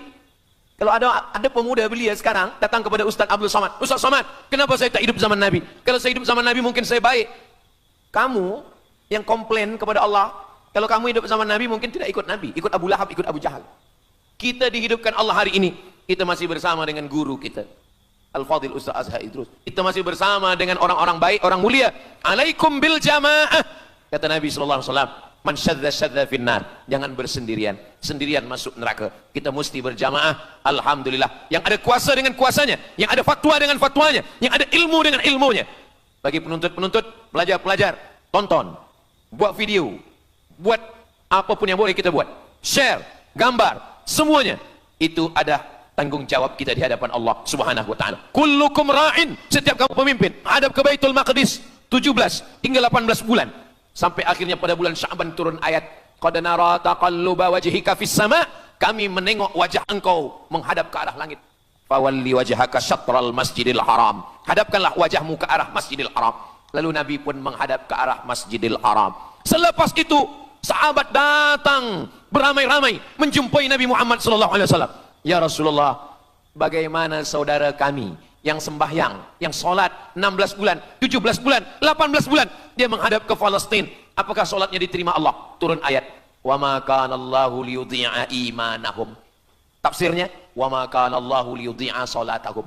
Allah tidak menyia-nyiakan sembahyang mereka. Allah tidak menyia-nyiakan solat mereka. Sembahyang mereka yang dulu menghadap ke Baitul Maqdis diterima Allah atau tidak, itu yang mereka cemaskan, itu yang mereka khawatirkan. Sembahyang yang 18 bulan itu yang mereka takutkan. Bagaimana kita sekarang? Bagaimana sembahyang saudara kita? Bagaimana puasa mereka? Bagaimana musim sejuk mereka sejuk? Bagaimana mereka tak boleh makan, tak boleh minum? Kalau kita sudah berbuat di luar kemampuan kita, kita tidak akan dituntut di hadapan Allah. La yukallifullahu nafsan illa wus'aha. Mudah-mudahan apa yang kita lakukan malam ini, kita bangkitkan semangat jamaah. Selemah-lemahnya adalah doa. Selemah-lemah kekuatan orang beriman adalah melafazkan doa kepada Allah supaya Allah memberikan pertolongan. Tak ada yang susah bagi Allah Subhanahu wa taala. Itulah yang boleh Al-Fakir sampaikan pada malam hari ini, solidariti kita tentang Palestina. Mudah-mudahan ada manfaatnya. Banyak cakap kata yang tak berkenan di hati, menyinggung perasaan. Saya memohon maaf beribu-ribu maaf. Mudah-mudahan yang kita lakukan malam ini diridhoi Allah Subhanahu wa taala dan boleh kita bawa bekal menghadap Allah. Bila kita mati ditanya oleh Allah, inilah jawaban kita. Kami sudah berkumpul, kami sudah bangkitkan semangat, kami sudah berdoa, kami sudah menjelaskan bagaimana jahatnya Yahudi di Palestina. Akhirnya saya tutup dengan pantun penutup, menangkap puyuh di Bukit Selasih. Thank you dan terima kasih. Aku qauli hadza astaghfirullah li wa lakum. Allahu akbar. Allahu akbar. Allahu akbar. Sallu ala Nabi Muhammad. Allahumma salli ala Sayyidina Muhammad wa ala ali Sayyidina Muhammad. Terima kasih segala perhatian. Mohon maaf segala kesilapan dan kekhilafan. Wassalamualaikum warahmatullahi wabarakatuh. Alhamdulillahirrabbilalamin. Demikianlah tausiah yang sangat luar biasa yang sudah kita dengarkan bersama dari guru kita Al-Ustaz Abdul Somad. Tentunya banyak sekali ilmu, hikmah dan manfaat yang bisa kita jadikan pelajaran dalam kehidupan kita sehari-hari. Sahabat beriman yang dimuliakan Allah, mari kita doakan guru kita, semoga beliau selalu diberikan kesehatan dan dimudahkan segala urusannya. Dan buat sahabat semua yang sudah setia menyimak video ini sampai selesai, saya ucapkan terima kasih banyak. Semoga Allah Subhanahu wa taala senantiasa selalu melimpahkan segala rahmat dan karunia-Nya kepada sahabat semua. Selalu diberikan kesehatan, dimudahkan segala urusannya dan dilancarkan rezekinya. Amin ya rabbal alamin. Demikian yang dapat saya bagikan, kurang lebihnya mohon maaf. Sampai bertemu lagi di video berikutnya. Wassalamualaikum warahmatullahi wabarakatuh. Setelah kita mendengarkan bersama tausiah yang sangat luar biasa dari guru kita Al-Ustaz Abdul Somad, sekarang mari kita lanjutkan aktivitas kita masing-masing. Semoga apa yang sudah disampaikan oleh beliau bisa menjadi ilmu yang bermanfaat dalam kehidupan kita sehari-hari.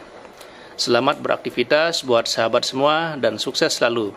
Sampai bertemu lagi di video Ar-Razzaq 313 berikutnya. Wabillahi taufiq wal hidayah. Wassalamualaikum warahmatullahi wabarakatuh.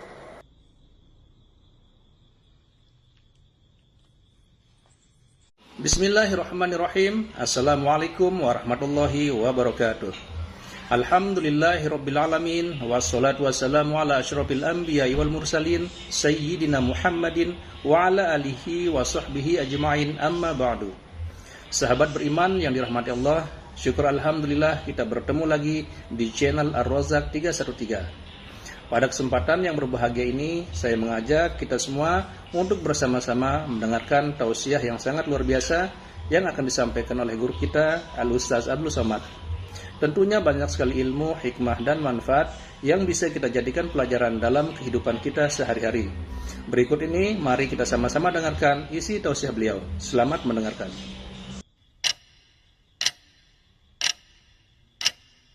Mengapa Israel ini ingin betul mengambil Palestina ini? Apa yang ada di Palestina? Apakah di Palestina itu ada emas? Apakah di Palestina itu ada perak? Mengapa mereka bersemangat betul ingin mengambil Palestina ini? Pada tahun 2007, Al-Fakir Abdul Somad, saya menterjemah satu buku berbahasa Arab, judulnya Tarikh Ad-Diyanah Al-Yahudiyah, ditulis oleh seorang ulama daripada Al-Iskandariyah, Mesir. Di situ dia bagi satu jawaban. Kenapa orang Israel itu amat sangat menginginkan Palestina? Rupanya ada seorang bernama Israel. Israel maknanya dua. Isra abdun. El bahasa Hebrew language, bahasa Ibrani. El artinya Tuhan. Israel artinya hamba Tuhan. Tapi mereka punya makna yang kedua. Israel artinya al-musari' lillah. Al-musari' lillah, orang yang bergulat, orang yang mengalahkan Tuhan. Rupanya Tuhan pernah kalah.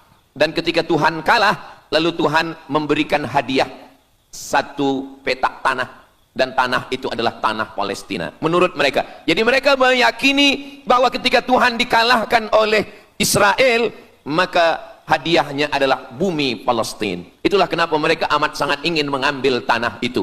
Tapi kita pula, Palestina bagi kita adalah hijrahnya Nabi Muhammad sallallahu alaihi wasallam yang dituliskan dalam Al-Qur'an. A'udzubillahi minasyaitonir rajim. Subhanalladzi asra bi'abdihi lailan minal masjidil haram ilal masjidil aqsa alladzi barakna haulah. Dulu semasa belajar di Al-Azhar ada satu subjek namanya Al-Milal wan Nihal. Al-Milal maknanya aliran-aliran keugamaan, wan Nihal ugama-ugama. Maka salah satu aliran itu disebut dengan Zion. Zion adalah nama satu bukit yang ada di Palestina. Lalu mereka mengambil nama ini sebagai satu gerakan dunia. Dalam bahasa Arabnya disebut dengan As-Sahyuniyah atau Zionis. Mereka ingin mengembalikan Yahudi ke Palestina. Apa yang membuat mereka ingin? Rupa-rupanya mereka meyakini bahwa mereka menunggu-nunggu seorang lelaki. Lelaki itu bernama Mesyah. Dalam bahasa mereka sebut dengan Mesyah. Dalam bahasa Arabnya adalah Al-Masih. Al-Masih diambil dari kata masaha. Masaha artinya disapu. Kita dalam wudhu ada menyapu. Idza qumtum ila shalah, kalau kamu ingin sembahyang, faghsilu wujuhakum, muka dibasuh. Wa aydiyakum ilal marafiq, tangan pun dibasuh hingga ke siku. Tapi kepala dengan telinga tidak dibasuh. Kepala dengan telinga disapu. Wamsahu biru'usikum, disapu. Jadi kenapa dia dikatakan Al-Masih? Kerana dua. Pertama, waktu lahirnya badannya disapu dengan minyak. Yang kedua, setelah dia besar, bila dia tengok orang lumpuh, dia sapu. Orang yang lumpuh boleh tegak berdiri. Bila nampak orang buta, dia sapu. Orang buta boleh menengok. Bila nampak orang mati, dia sapu. Dan orang mati pun boleh tegak berdiri. Dia tunjuk tanah, ya ard umbuti, wahai tanah tumbuh tanaman. Dia tunjuk langit, ya sama imtiri, turunkan hujan. Dia tunjuk orang mati, ya mayyit qum, orang mati tegak berdiri. Maka dia disebut dengan Al-Masih. Tapi Al-Masih ini ada yang original. Itulah dia Al-Masih Isa anak Maryam alaihi salam. Tapi ada Al-Masih satu lagi. Macam Isa.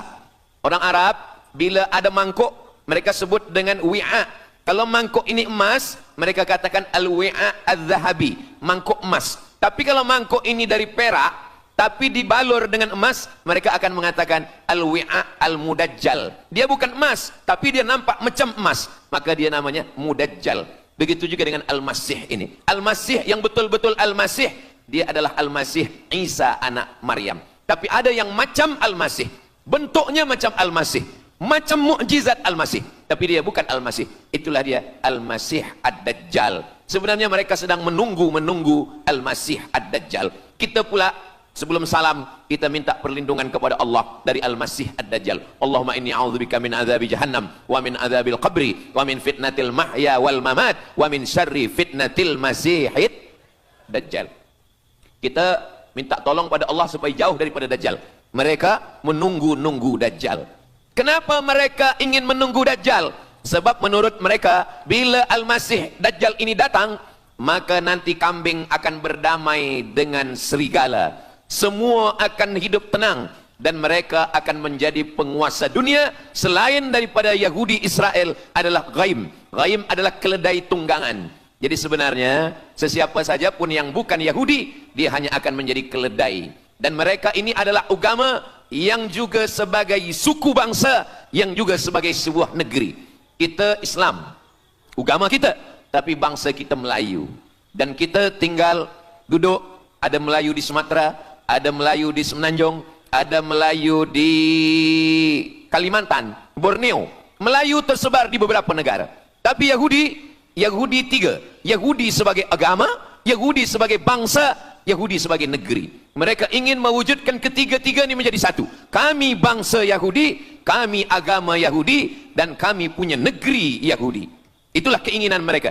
Maka mereka sedang menantikan raja mereka. Raja mereka adalah Al-Masih Ad-Dajjal. Dan Al-Masih Ad-Dajjal ini akan turun kalau syarat-syarat ini mereka penuhi. Kata Syekh Fargallah dalam subjek Al-Milal wan Nihal. Maka yang pertama diminta oleh Al-Masih Ad-Dajjal ini adalah semua Yahudi kembali kepada bumi Israel. Mereka mengatakan itu bumi punya dia dan semua akan kembali. Rupa-rupanya mereka tiada punya negeri. Sama macam nasib orang Kurdi. Kurdi ada di Turki, Kurdi ada di Irak, Kurdi ada di beberapa belahan bumi. Syekh Amin Al-Kurdi, mursyid tarekat Naqsabandiyah di Mesir, orang Kurdi, tapi duduk di Mesir. Syekh Muhammad Said Ramadan Al-Buti, orang Kurdi, tapi duduk di Suriah. Salahuddin Al-Ayyubi, orang Kurdi, tapi dia raja di Mesir.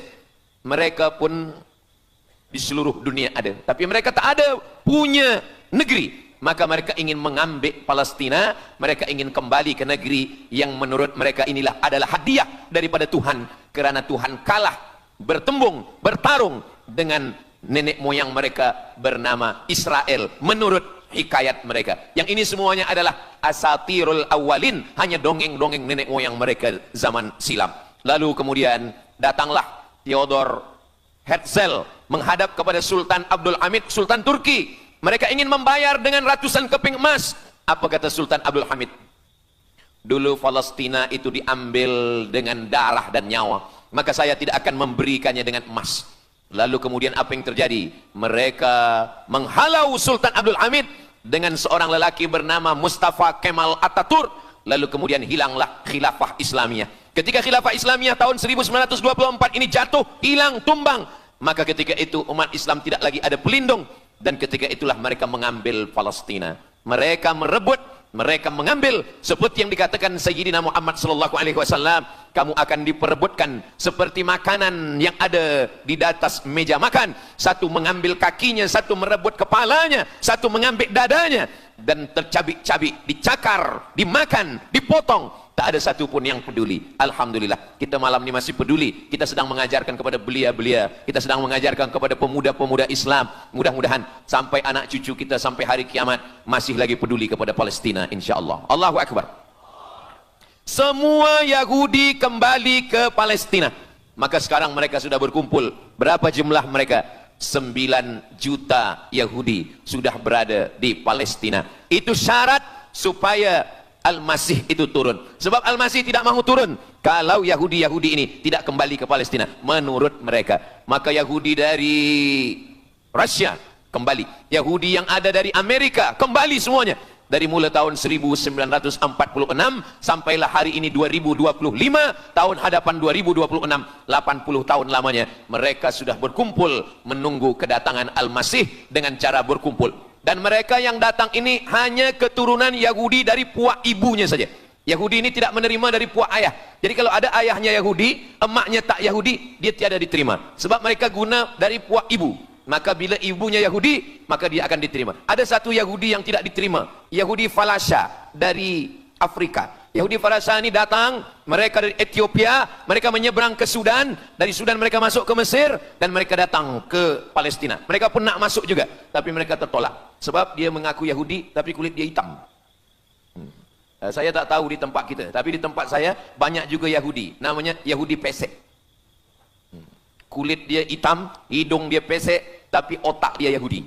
Ini lebih berbahaya lagi. Mereka menyebarkan kebencian. Jadi sebenarnya Yahudi adalah makhluk yang paling unsuri, rasisme. Mereka tiada menerima selain daripada Yahudi. Siapapun yang datang ingin mengaku orang Yahudi, kalau ditengok nasabnya tidak sesuai daripada ibu, dia tidak akan diterima. Sedarlah wahai orang yang membela-bela Yahudi. Wahai orang yang membela Yahudi, kalau kamu bukan Yahudi, maka kamu tidak akan diterima, kerana Yahudi adalah agama, Yahudi adalah bangsa, dan Yahudi adalah negeri. Mereka ingin mewujudkan ini. Maka berdatanganlah Yahudi beramai-ramai, lalu mereka pun turun ke Palestina. Sampai hari ini mereka terus berdatangan. Lalu kemudian yang kedua, syarat Yahudi didatangi oleh Al-Masih, Mesias, mereka mesti menanam tanaman yang hijau. Jadi kalau mereka bayangkan, Al-Masih ini sedang berada di langit, dia selalu memandang ke bawah. Dia tengok, Yahudi dah berkumpul atau belum? Kalau berkumpul dia tak nak turun. Bila dah berkumpul semua ramai, baru dia turun. Dah berkumpul 5 juta, dia belum juga turun. Dah berkumpul 9 juta, dia belum juga turun. Rupanya yang kedua, dia ingin supaya tanah Palestina itu hijau. Bila nanti dah hijau semua, baru dia turun. Dan tanaman yang hijau itu pun dia yang memilihkan tanamannya. Tanamannya adalah yang disebutkan Nabi 14 abad silam, Syajaratul Gharqad. Nanti semua akan membela umat Islam. Sampai-sampai batu berkata, apa kata batu?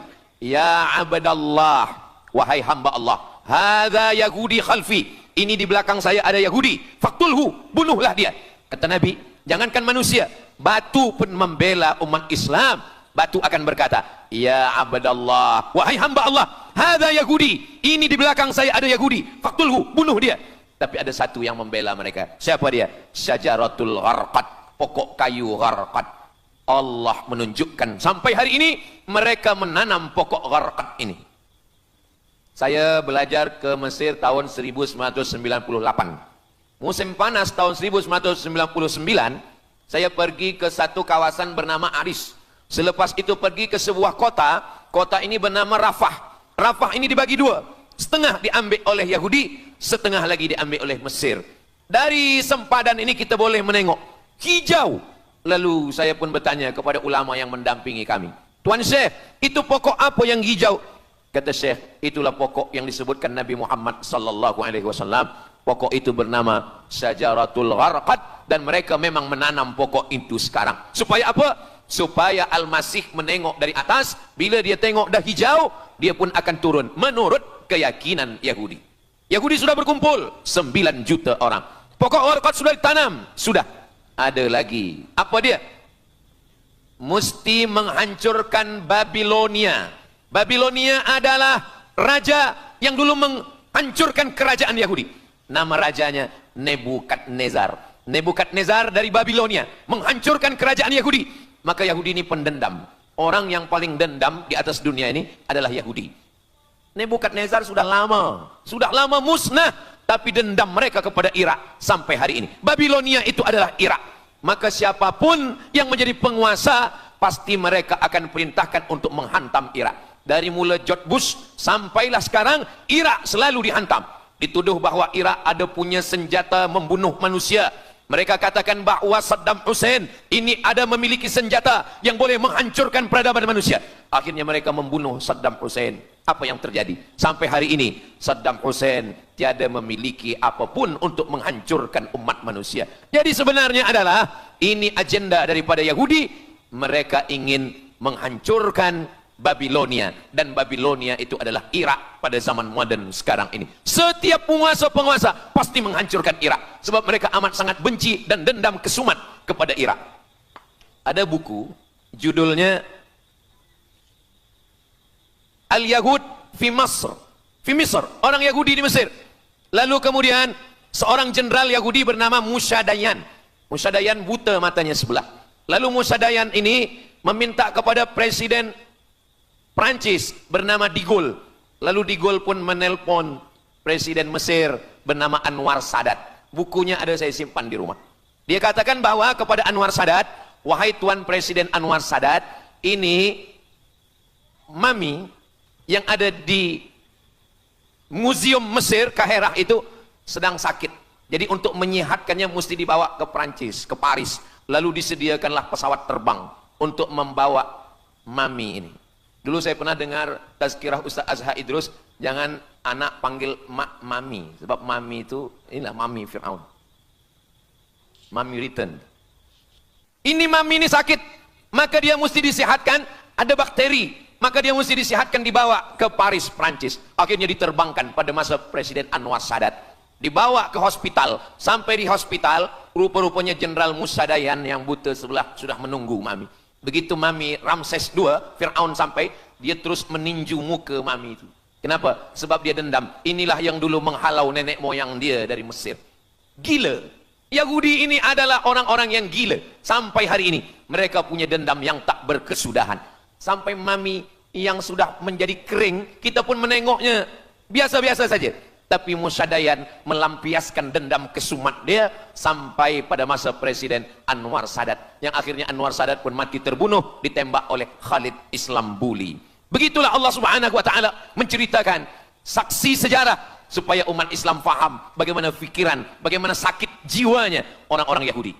Mereka sudah berkumpul di Palestina 9 juta. Tanam-tanaman hijau sudah ditanam. Irak sudah dihantam, hancur lebur Irak. Apa lagi yang mereka lakukan? Tanah Palestina mesti merah. Tanah Palestina tidak boleh hitam. Tanah Palestina mesti merah. Apa yang membuat tanah Palestina merah? Merah kerana darah budak-budak, anak-anak yang tak berdosa dari Palestina. Jadi kalau ada orang yang hari ini terheran-heran, mengapa mereka membunuh budak kecil? Mengapa mereka menjatuhkan bom untuk menghancurkan rumah, membunuh perempuan yang hamil tiada berdosa? Tapi bila orang faham Dia mengerti, sesungguhnya mereka ingin supaya darah anak-anak yang tiada berdosa itu tumpah. Kalau darah itu sudah tumpah, disitulah mereka menantikan supaya Al-Masih, Mesias itu turun membela. Sebab itu adalah raja di raja mereka. Apa yang terjadi sebenarnya hari ini? Yang terjadi sebenarnya adalah mereka membangun, membina sebuah kerajaan dari khayal, dari fikiran gila. Maka ada seorang yang tidak percaya kepada Allah. Dia atheist, dia tak percaya kepada Tuhan. Namanya Roger Jarroudi. Tapi akhirnya dia dapat hidayah. Dia masuk Islam. Selepas masuk Islam, dia tulis buku bahwa Israel, Yahudi mendirikan negara berdasarkan mitologi, berdasarkan khurafat, berdasarkan kisah-kisah bohong, dusta. Tapi mereka percaya dengan dusta itu. Lalu kemudian Roger Jarroudi ditangkap oleh pemerintah Prancis, dimasukkan ke dalam penjara. Bukunya diterjemahkan ke dalam bahasa Arab, diterjemahkan ke dalam bahasa Melayu. Roger Jarroudi, bagaimana orang Yahudi Israel membina kerajaan negara berdasarkan khayal, berdasarkan tipu, berdasarkan dusta, berdasarkan mitologi, berdasarkan asatirul awalin, dongeng-dongeng daripada nenek moyang mereka dulu. Lalu kemudian hari ini kita sudah menengok darah itu sudah tumpah merata-rata di tanah Palestina. Kenapa Al-Masih, Mesias belum juga turun?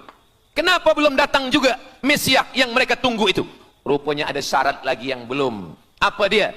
Mereka mesti membina satu yang disebut dengan Haikal Sulaiman, Temple of King Solomon. Mereka meyakini bahwa raja mereka adalah Solomon, dan dia ada sebuah kuil yang mereka sebut, mereka tulis bukunya, Temple of King Solomon. Di mana letaknya? Letaknya adalah di atas Al-Masjidil Aqsa. Mereka ingin menghancurkan Al-Masjidil Aqsa, diratakan dengan tanah. Nanti mereka akan bina Temple of King Solomon. Selepas itu mereka siapkan satu kerusi singgasana. Selepas itu nanti barulah turun Al-Masih, Mesias yang dijanjikan menurut mereka. Yang semuanya ini adalah dusta, bohong, tipu daripada Zionis, kerana mereka ingin menguasai dan mereka ingin membuat sebuah negara yang sangat besar, yang negara itu disebut dengan The Great Israelian, Israel Raya. Dia dari dua sungai. Biasanya orang membuat map itu rahasia. Map biasanya rahasia yang disimpan, tapi orang Yahudi Israel mereka buatkan mapnya di dalam bendera mereka. Kita membuat sesuatu yang rahasia kita simpan, tapi mereka membuat satu garis biru di atas, satu lagi garis biru di bawah. Yang di atas itu adalah sungai Nil di atas, dan yang di bawah itu adalah sungai Efrat. Sungai Nil di atas, Afrika Utara, Mesir. Sungai Efrat di bawah, sungai Efrat ada di Irak. Lalu di tengah itu ada bintang segi 6. Apa maknanya? Mereka ingin membina sebuah kerajaan yang luasnya dari Nil hingga ke Efrat. Itulah kenapa ketika mereka membuka embasi di Kairo, ketika Israel membina embasi di Kairo, ini sungai Nil, ini bagian atas, ini bagian bawah. Kerajaan Mesir membagi embasi Israel tanah di bawah sungai Nil. Mereka tidak mau. Mereka ingin membina embasi di atas sungai Nil. Kenapa mereka tidak mau membina embasi di bawah sungai Nil? Karena menurut mereka di bawah sungai Nil adalah negeri kami. Masya Allah, sangat luar biasa tausiah yang sudah disampaikan oleh guru kita Al-Ustaz Abdul Somad. Sahabat beriman yang dimuliakan Allah, tetaplah di channel ini karena kajian ini belum selesai dan masih banyak lagi hal-hal menarik yang akan disampaikan oleh beliau. Mari kita lanjutkan kembali. Selamat mendengarkan. Orang membina embasi hanya di luar daripada kerajaannya. Jadi sebenarnya menurut pengakuan mereka, Mesir yang ada sekarang, semua yang ada di bawah Nil hingga ke Efrat Irak, itu adalah kerajaan mereka, yang kalau mereka mewujudkan itu nanti, mereka akan menjadikan semua manusia ini sebagai keledai tunggangan. Alhamdulillah, itu disampaikan oleh Syekh Fargallah. Lalu kemudian kami membacanya, mempelajarinya, beliau bacakan di kelas, dan hari ini saya amat sangat bersenang hati. Tapi kita tetap susah hati dengan Palestina. Saya merasa senang hati sebab saya boleh menyampaikannya kepada para belia pemuda muslimin muslimat yang hadir malam ini. Macam mana suara saya, jelas tak jelas? Jelas. Yang saya sampaikan ini boleh faham? Alhamdulillah. Yang tak faham nanti faham sendiri insyaallah. Begitulah Allah Subhanahu wa taala. Saya dulu pernah berjumpa dengan Syekh Muhammad Jibril. Lalu kemudian saya tanya Syekh Muhammad Jibril, "Syekh, kenapa Allah membinasakan kaum Ad, kaum Samud, kaum Madian? Wa ila Samud akhahum Salihah wa ila madyana akhahum syuaiba wa ila adin akhahum huda. Madian, Samud, Ad, semuanya musnah. Iram dzatil imad, Iram hilang semuanya. Tapi kenapa Yahudi ini masih ada sekarang? Kenapa Allah tak musnahkan? Kata Syekh Muhammad Jibril, Allah Maha Kuasa untuk memusnahkan Yahudi, Israel. Senang saja bagi Allah. Innama amruhu idza arada syai'an ayyaqula lahu kun fayakun. Yahudi Israel mati semua rata dengan tanah. Satu jeritan malaikat mati mereka semua. Allah goncangkan bumi, habis mereka ditelan bumi. Ya bunayya, wahai anakku, kalaulah Israel Yahudi ini mati, lalu kamu masuk surga dengan apa, kata dia. Sebenarnya Allah masih menyisakan Yahudi ini supaya kita berjuang. Sekarang ada umat Islam yang amat sangat lemah. Dia bukannya ikut berjuang, tapi melemahkan perjuangan orang. Bila ada umat Islam yang berkumpul beramai-ramai, solidariti tentang Palestin, dia berkata, katanya Allah Maha Kuasa, kenapa Allah tak binasakan?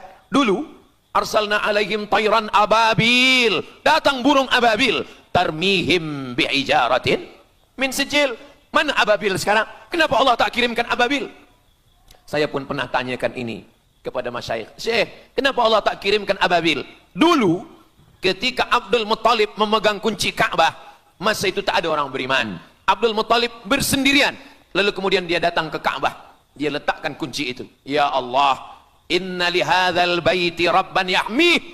Saya sendiri seorang saja. Saya tak sanggup untuk menolong Ka'bah. Inna lihadzal baiti rabban yahmih. Ka'bah ini ada pemiliknya. Ka'bah ini ada pelindungnya. Allah akan melindungi. Itulah mengapa Allah mengirimkan alam tara kaifa fa'ala rabbuka bi ashabil fil alam yaj'al kaidahum fi tadlil. Kenapa Allah kirimkan tayran ababil? Karena tidak ada orang beriman, hanya Abdul Muttalib sendiri. Tapi sekarang 2 miliar orang beriman yang bersyahadat asyhadu an la ilaha illallah wa asyhadu anna muhammadan rasulullah. Itulah kenapa Allah tidak mengirimkan tayran ababil. Itulah kenapa Allah tidak membuatkan goncangan. Itulah kenapa. Tapi sedikit banyak Allah mulai menurunkan pertolongannya. Kalau sudah datang pertolongan Allah subhanahu wa ta'ala, idza jaa nasrullah, kalau sudah datang pertolongan Allah, idza jaa nasrullah wal fath, kemenangan, wa ra'aitan nasa yadkhuluna fi dinillahi afwaja, insyaallah alaysa subuhu biqarib, subuh tak lama lagi pertolongan Allah pasti datang. Nasrum minallah wa fathun qarib, hasbunallah wa ni'mal wakil, ni'mal maula wa ni'man nasir, wala haula wala quwata illa billahil aliyil azim. Kalau kita seorang cikgu, kalau kita seorang ulama, sampaikanlah kepada umat. Sebagai seorang ayah, sampaikan kepada anak. Sebagai seorang ahli keluarga, kita mesti ingatkan, buatkan baju dengan lambang, simbol, bendera penderitaan Palestina. Kalau kita menonton dengan keluarga di rumah, tontonkan bagaimana penderitaan anak-anak di Palestina. Saya di rumah ada gambar besar, gambar Palestina. Sehingga setiap kali tamu datang, kita bercerita, dia tanya, ini gambar apa nih Ustaz? Inilah gambar saudara kita yang sedang teraniaya di Palestina. Malam ini kita guna sorban, kita pakai sorban yang mengingatkan kita kepada Palestina. Apapun yang kita lakukan, jangan lupa menyampaikan khutbah Jumat, kunut nazilah, Allahumma ansuril Islam wal muslimina fi Palestina.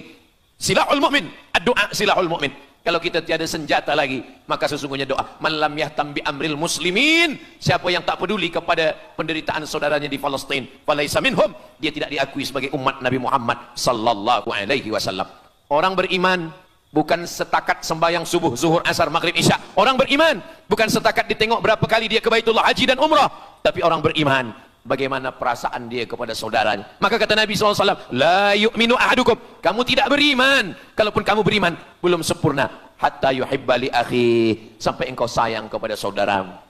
Ma yuhibbu li nafsih, sayang kepada saudara seperti sayang pada diri sendiri. Kalau anak saudara kita di Palestina teraniaya, kita lebih teraniaya. Kalau pipi kita dicubit sakit, begitu juga dengan saudara kita di Palestina. Kita memang hidup pada zaman yang susah, yang payah. Beruntunglah datuk nenek moyang kita 100 tahun yang lampau. Mereka selamat dari fitnah ini. Tapi kita pun tak boleh mengutuk nasib. Mengapa saya hidup sekarang? Kenapa kami hidup tahun 1447 ini ya Allah? Tentu ada hikmahnya. Allah hidupkan kita hari ini. Kenapa saya tak hidup zaman Nabi? Kalau ada pemuda belia sekarang datang kepada Ustaz Abdul Somad. Ustaz Somad, kenapa saya tak hidup zaman Nabi? Kalau saya hidup zaman Nabi mungkin saya baik. Kamu yang komplain kepada Allah, kalau kamu hidup zaman Nabi mungkin tidak ikut Nabi, ikut Abu Lahab, ikut Abu Jahal. Kita dihidupkan Allah hari ini, kita masih bersama dengan guru kita. Al-Fadhil Ustaz Azhar Idrus. Kita masih bersama dengan orang-orang baik, orang mulia. Alaikum bil jamaah.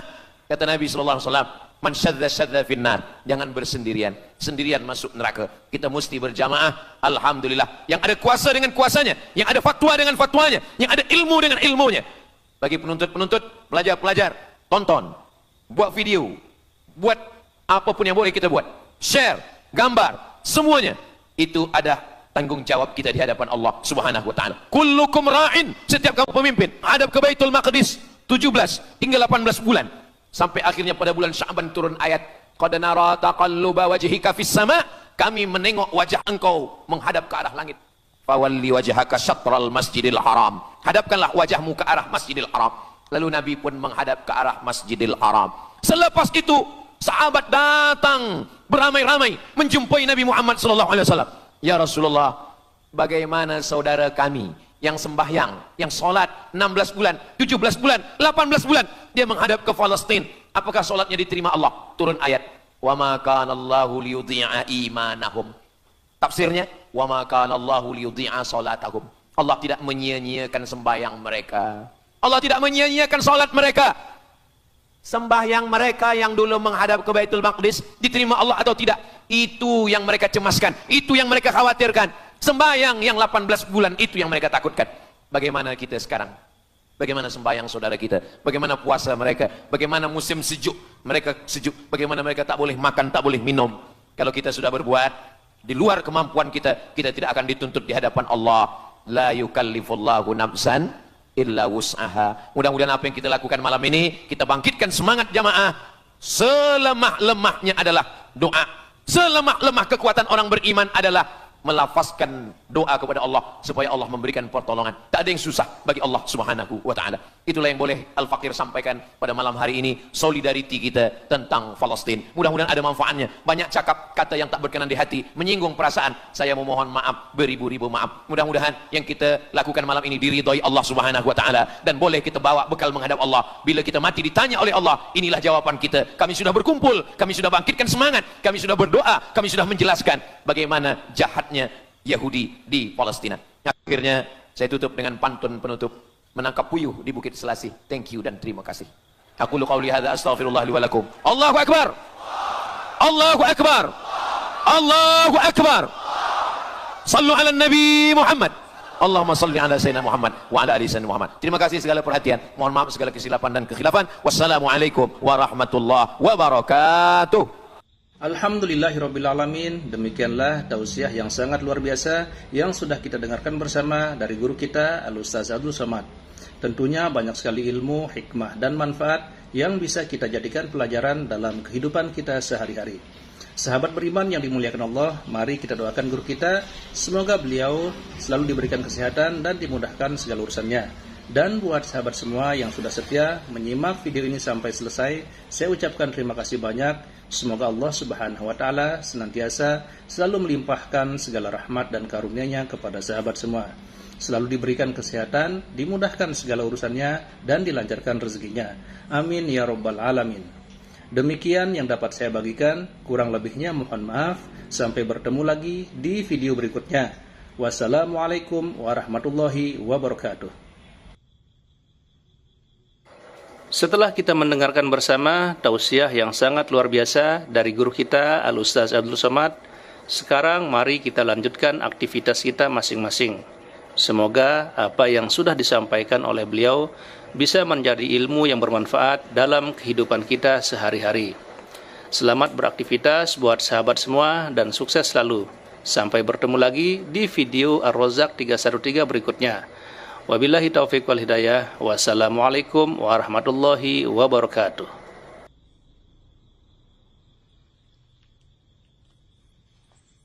Bismillahirrahmanirrahim. Assalamualaikum warahmatullahi wabarakatuh.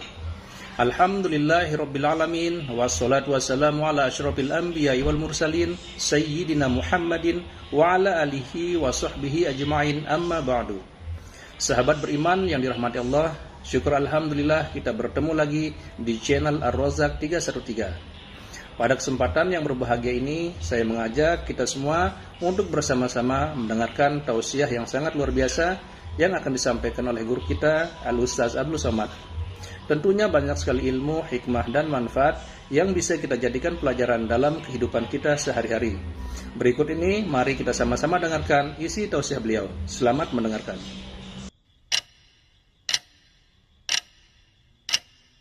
Mengapa Israel ini ingin betul mengambil Palestina ini? Apa yang ada di Palestina? Apakah di Palestina itu ada emas? Apakah di Palestina itu ada perak? Mengapa mereka bersemangat betul ingin mengambil Palestina ini?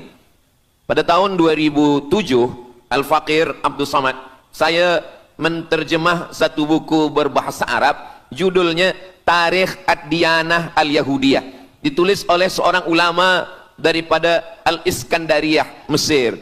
Di situ dia bagi satu jawaban. Kenapa orang Israel itu amat sangat menginginkan Palestina? Rupanya ada seorang bernama Israel. Israel maknanya dua. Isra abdun. El bahasa Hebrew language, bahasa Ibrani. El artinya Tuhan. Israel artinya hamba Tuhan. Tapi mereka punya makna yang kedua. Israel artinya al-musari' lillah. Al-musari' lillah, orang yang bergulat, orang yang mengalahkan Tuhan. Rupanya Tuhan pernah kalah. Dan ketika Tuhan kalah, lalu Tuhan memberikan hadiah satu petak tanah, dan tanah itu adalah tanah Palestina menurut mereka. Jadi mereka meyakini bahwa ketika Tuhan dikalahkan oleh Israel, maka hadiahnya adalah bumi Palestina. Itulah kenapa mereka amat sangat ingin mengambil tanah itu. Tapi kita pula, Palestina bagi kita adalah hijrahnya Nabi Muhammad sallallahu alaihi wasallam yang dituliskan dalam Al-Qur'an. A'udzubillahi minasyaitonirrajim. Subhan